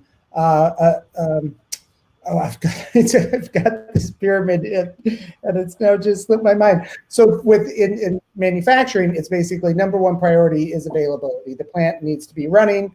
Then it's around the second question is around is it operationally safe, and then it's around the availability. Then it's I've got this reversed. But the point being that the IT priorities from security and operations security are misaligned, right? And so I think you see nicely phrased, misaligned, nicely phrased. The thing is, if you go to the operation, you need much more than IT security. And in the normal IT environment, the security is often sufficient because you only need to have to protect the data. But if you go to manufacturing, you often have to talk about safety and about other things. And I mentioned in my presentation that we need trustworthiness of data in order to do something. And I think the requirements are higher in an OT requirement because you have always the safety topic. You have wrong data and maybe you've got a safety problem. It's much harder than if you go on to maybe an IT topic. What do you think about it? And even if safety is okay, you still have the question on intellectual property, data ownership, who should own the data, who should have access to that, and who's supposed to drive value out of that, right? And then, I mean, still the older times, I still have kind of plant leaders telling me my data doesn't leave my plant kind of thing, right? And cloud is the worst thing in the world. So these are all the extremes there where we as the IT companies work towards that. But data ownership and who has the authority to drive value out of that is still a key question, which goes back then also to the overall business model, right? I see more and more manufacturer going away from that only product-centric approach to put stuff around the product, and that requires data, and that requires also outside data. So it's getting also more complex in order to deal with these kind of changes, but you still need to comply. I mean, being the German here, GDPR is the key topic there, of course. So you need to find intelligent ways to cope with that in order to overcome the challenges which are out there, and not everything is going to be answered easily. That's for sure. Yeah, and I think there is technology solutions to address some of those, and just kind of building on the security point that I'm sure we've all been on plant floors and we've seen some of these old legacy PCs running a particular line, and you can tell that these things have not been patched in perhaps years, right? And some of these, and that's getting back to that misalignment between IT and OT security, where the OT operations is, I don't care if that PC isn't patched and hasn't been patched. My number one priority is making sure these operations continue to run seamlessly. Whereas I would say that take the line down and patch these. But the technical solution for that, what we've seen is plant floor virtualization is a way to continue to maintain the security profile of some of the IT assets on your plant floor while maintaining that operational capability. So, I still think we have this big disparity between the priorities, but the digitization and technology can help bridge some of those gaps. In OT, often you have much longer life cycles than in the IT equipment. So we have to align two different life cycles, one for the physical equipment, maybe one for the PLC and the controller and the ICT equipment. You already mentioned technology like virtualization in order to overcome that trap. Do we see other solutions in order to deal with the different life cycles in that area, maybe from Thorsten? Well, I think life cycles are shrinking. I mean, in old days, you buy a machine and this machine is working 30, 40 years. You still have kind of this machinery out there here and there, but I see this more and more shrinking. you buy IP-enabled machines for when you buy them. That's a standard or becomes a standard. You have a lot of efforts for retrofitting, right? Where you retrofit a 30-year-old press machine to make it IoT enabled. But sure, I mean, the investment is huge, and you need to make sure you get the best outcome from those investments. But there are still some ways around to kind of upskill your machine equipment with sensors, with edge technology, for example, to make it work in the 2020 years, even though the machine might be already 25 years old. Yeah, I mean, I think this is getting to, you know, what I mentioned as one of the key enablers for the OpEx transformation of manufacturing is the digitization and the visibility into the plant operation. So whether that's through IP or other sensor devices, you know, having the access to the data in a consolidated capability is what's really driving the operational improvements. It's being able to derive the intelligence from those Back to the question: do I need to own all my manufacturing equipment, right? Or is there kind of a machine as a service available? What you see, for example, the robots manufacturers are selling their stuff partly by the welding point, right? Where you do not need to think about these kind of challenges to make it easier for you to run your operations. So there are also, again, new business models out there which are trying to overcome these classical challenges. Yep. Okay, from my point of view, Industry 4.0 has a huge human factor too, like maybe the change management or how to close the skills gap.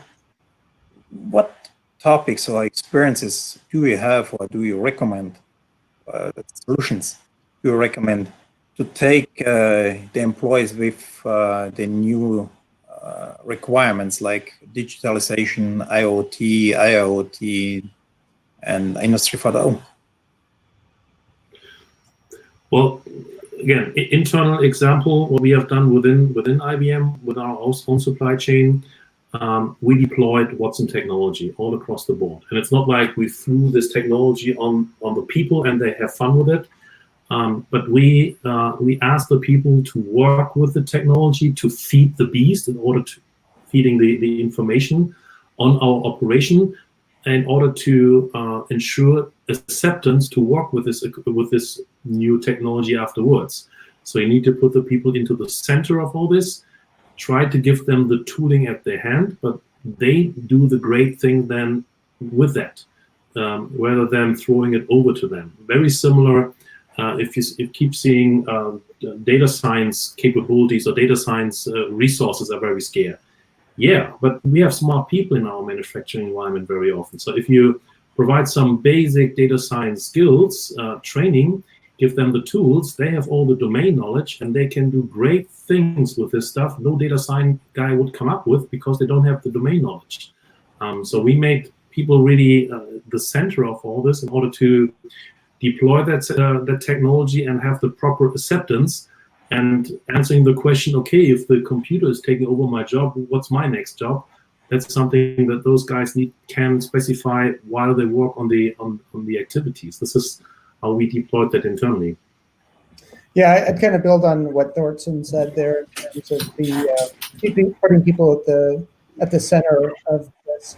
You know, we did a survey of 500 organizations taking a look at what were the barriers to driving these types of digital manufacturing solutions at scale. And, you know, we identified 5 key levers: organizational enablement, the technology infrastructure, integration strategy, and then data analytics. But that first lever is really around the organizational enablement. And we found that 56% of the organizations and decision makers found that organizational change management was one of the largest barriers to adoption. And so there was a 3-pronged strategy that we put together in terms of how to address that. First is just communication. Often, you know, we are just deploying technology without the appropriate communication pre, during, and post implementation of technology. So first and foremost, making sure that you have a change in communication plan around that. 2, obviously training. I think, you know, we've seen this challenge in terms of manufacturing capability from a resourcing perspective, right? That just the gap in manufacturing expertise, and part of that was just that people still viewed manufacturing as type of an old school type of job skill. But what we're seeing more and more, obviously, in manufacturing is that is a technical and digital skill in manufacturing. So doing the training both within your organization as well as supporting external training organizations.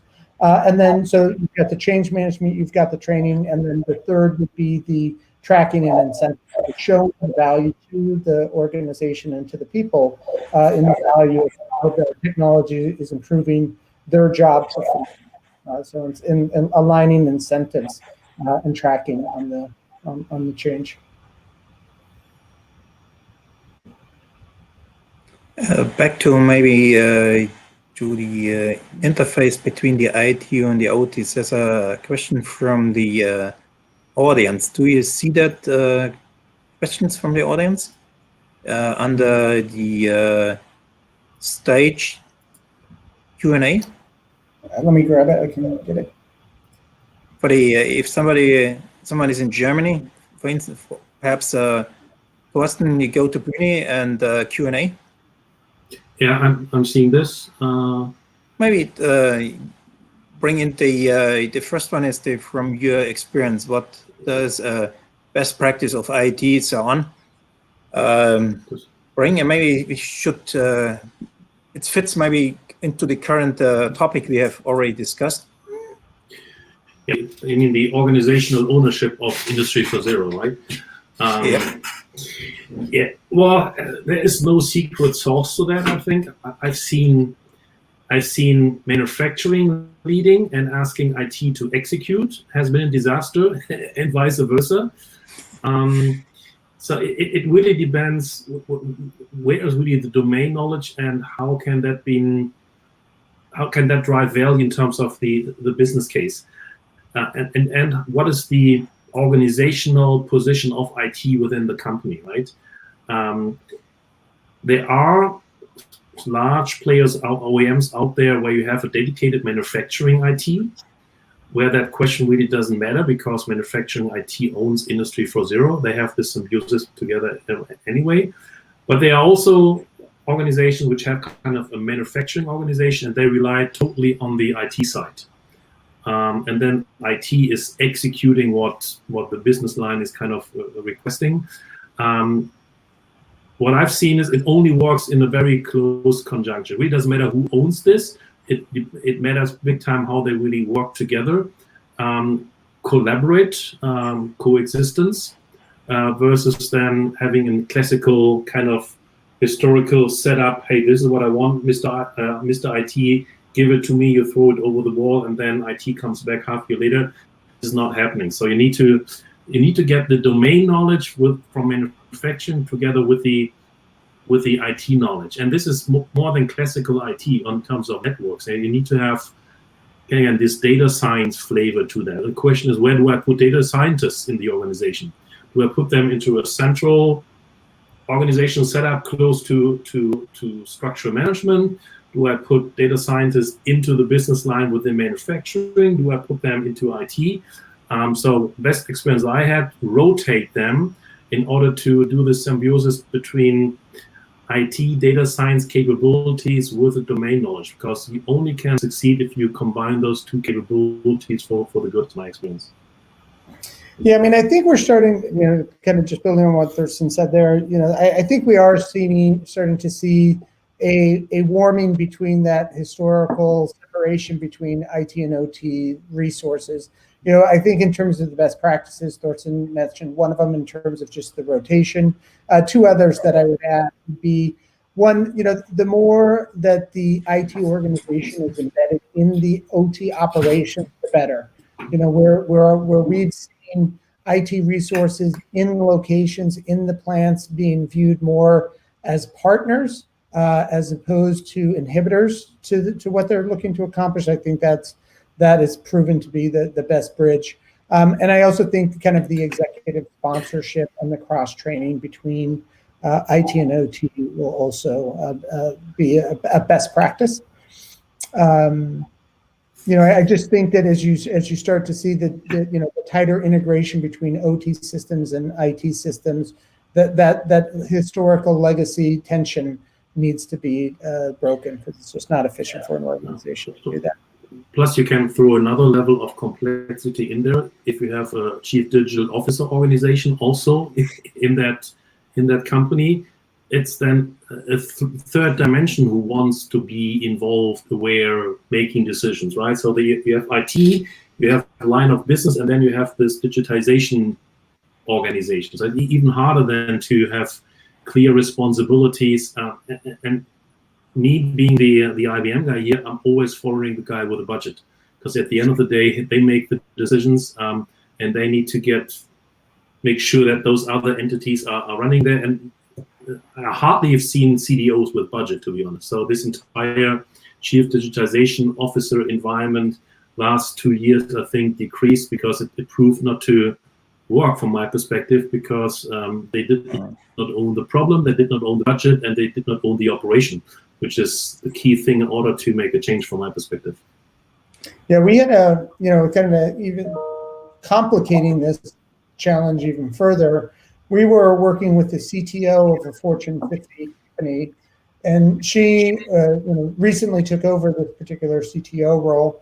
And she was struggling with, what do I do with this convergence of IT and OT data, and how do I manage the volume, the exponential growth of the data, and how do we integrate those data? And what was interesting is we started to work with her on this, is that the problem was even deeper than just the IT and OT convergence, because we also identified a third source of data for her was product data. So this is the company that deploys IoT devices in the field, and so they've got a wealth of data coming from the products that are deployed. So thermostats, building automation systems. So they've got a wealth of insights coming from that data. She's got a wealth of data coming from her manufacturing operations, but her IT organization has been set up to handle IT data. And now she's trying to understand, how do I manage these larger, faster growing data sources in her IT infrastructure for data. Data management, from my point of view, is a very important topic in order to come to bring value out of data. That is my experience. What do you think about that topic? I'm sorry, can you repeat the question, Joseph? I'm not sure. You mentioned that the management of data, especially the non-IT data, becomes more and more important in order to transfer or migrate data to business value. That is my understanding from your outline. Is this correct? Yeah. Okay. Absolutely. And to build on that, Joseph, I mean, this entire thing is also a chance for the IT department, right? Because IT department need to decrease cost. The big IBM's HP come across the street, source out the technical data center. The application support of applications been done cheaper by an Indian company somewhere. So what is then the DNA of the IT department, right? So, and being then the owner of data, and there is no IT data and non-IT data. For me, this is all data, but driving then a role of IT with this data ownership to drive value out of that, that's then the new position of the IT department within the organization, because that really contributes and drives value, and it's not being seen as a cost component like the traditional view. So this is also the chance for the IT department to overcome that and find a new sweet spot in the organization, to me. There's a question in the Q&A from Anna. I think whoever mentioned that white paper shall answer that question. Yeah, I can get that white paper, Anna. There's two ways that you can do that. I don't know if Lupita, if we can get the contact, or otherwise what you can do is just do a search on. There was a co-authored white paper between Cognizant and Forrester called IoT at Scale. So you can access the white paper just by doing a search on Cognizant, Forrester, IoT at Scale. Okay, so we have a question from Jeffrey. I think we have already talked about some issues, but it says always a topic if you're more widespread operation that they have local ITs and the corporate ID. If you go to manufacturing, is still maybe distributed stuff, maybe for edge computing and central things. And he's asking for a recommendation or a comment on this thing. Who would like to answer this question in a brief way? Well, Sorry, I apologize. Is this a question in the chat, or was this a separate question? In the chat, yes, from Jeffrey. Oh, okay, got it. Okay, how do you balance corporate IT needs and local IT needs? Recommendation for the HR structure. well, I mean, my point, it's all about governance, right? So IBM is a very, very, very centralized organization, but we still have local IT needs here and there. So if the governance works, you can fulfill both sides. And the same applies then to the manufacturing operations. Same thing. If the governance is fine, and it also allows local deviations because it's very much needed, it works. And most IT governances are fine, which I'm seeing, because it's a really mature domain.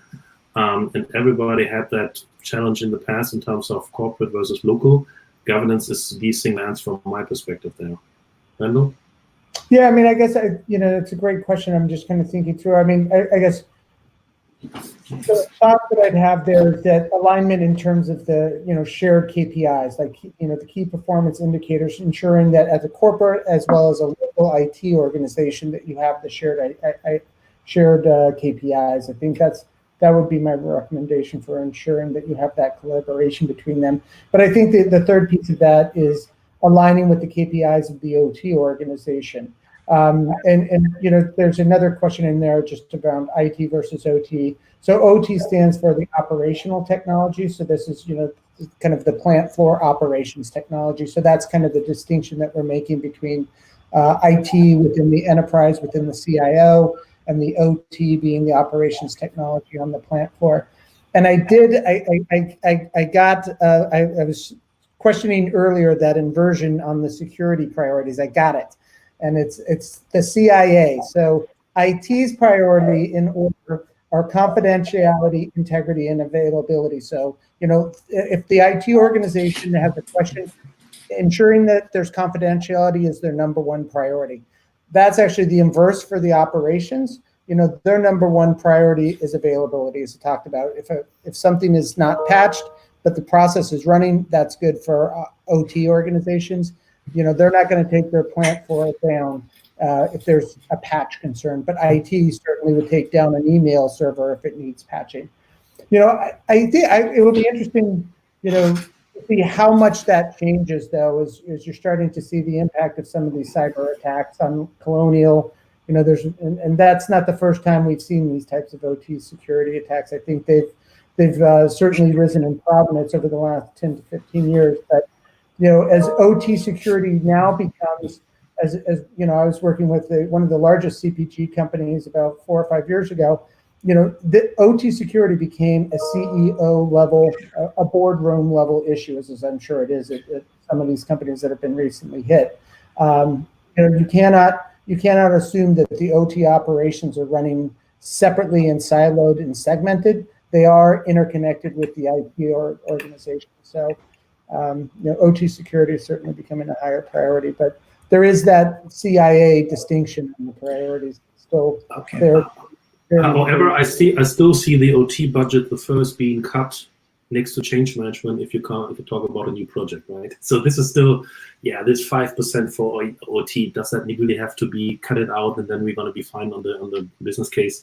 This is still happening there here and there. And then if this topic becomes boardroom, it's probably already too late, right? Because then something big happened already. So those guys always fight for the budgets, sometimes successful, sometimes less successful. And if, again, boardroom discussion comes up, things happened already and you're in deep trouble anyway.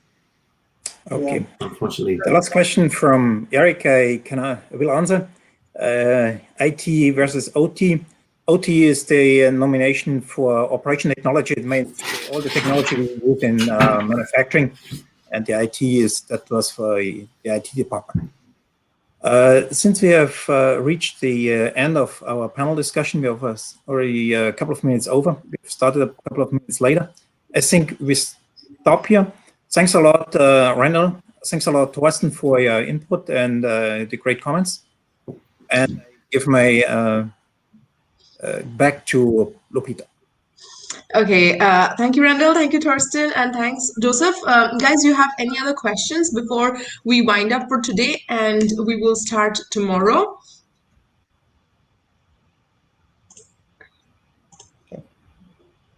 There aren't any questions then. And from the previous presentation, there were two questions which was left, which Donzel did not answer.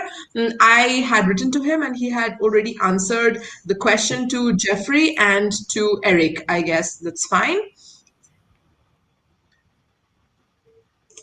Okay, so today we make an end to today's presentation. Tomorrow we have a couple of exciting presentations. We have Randall, we have Thorsten tomorrow joining us as well.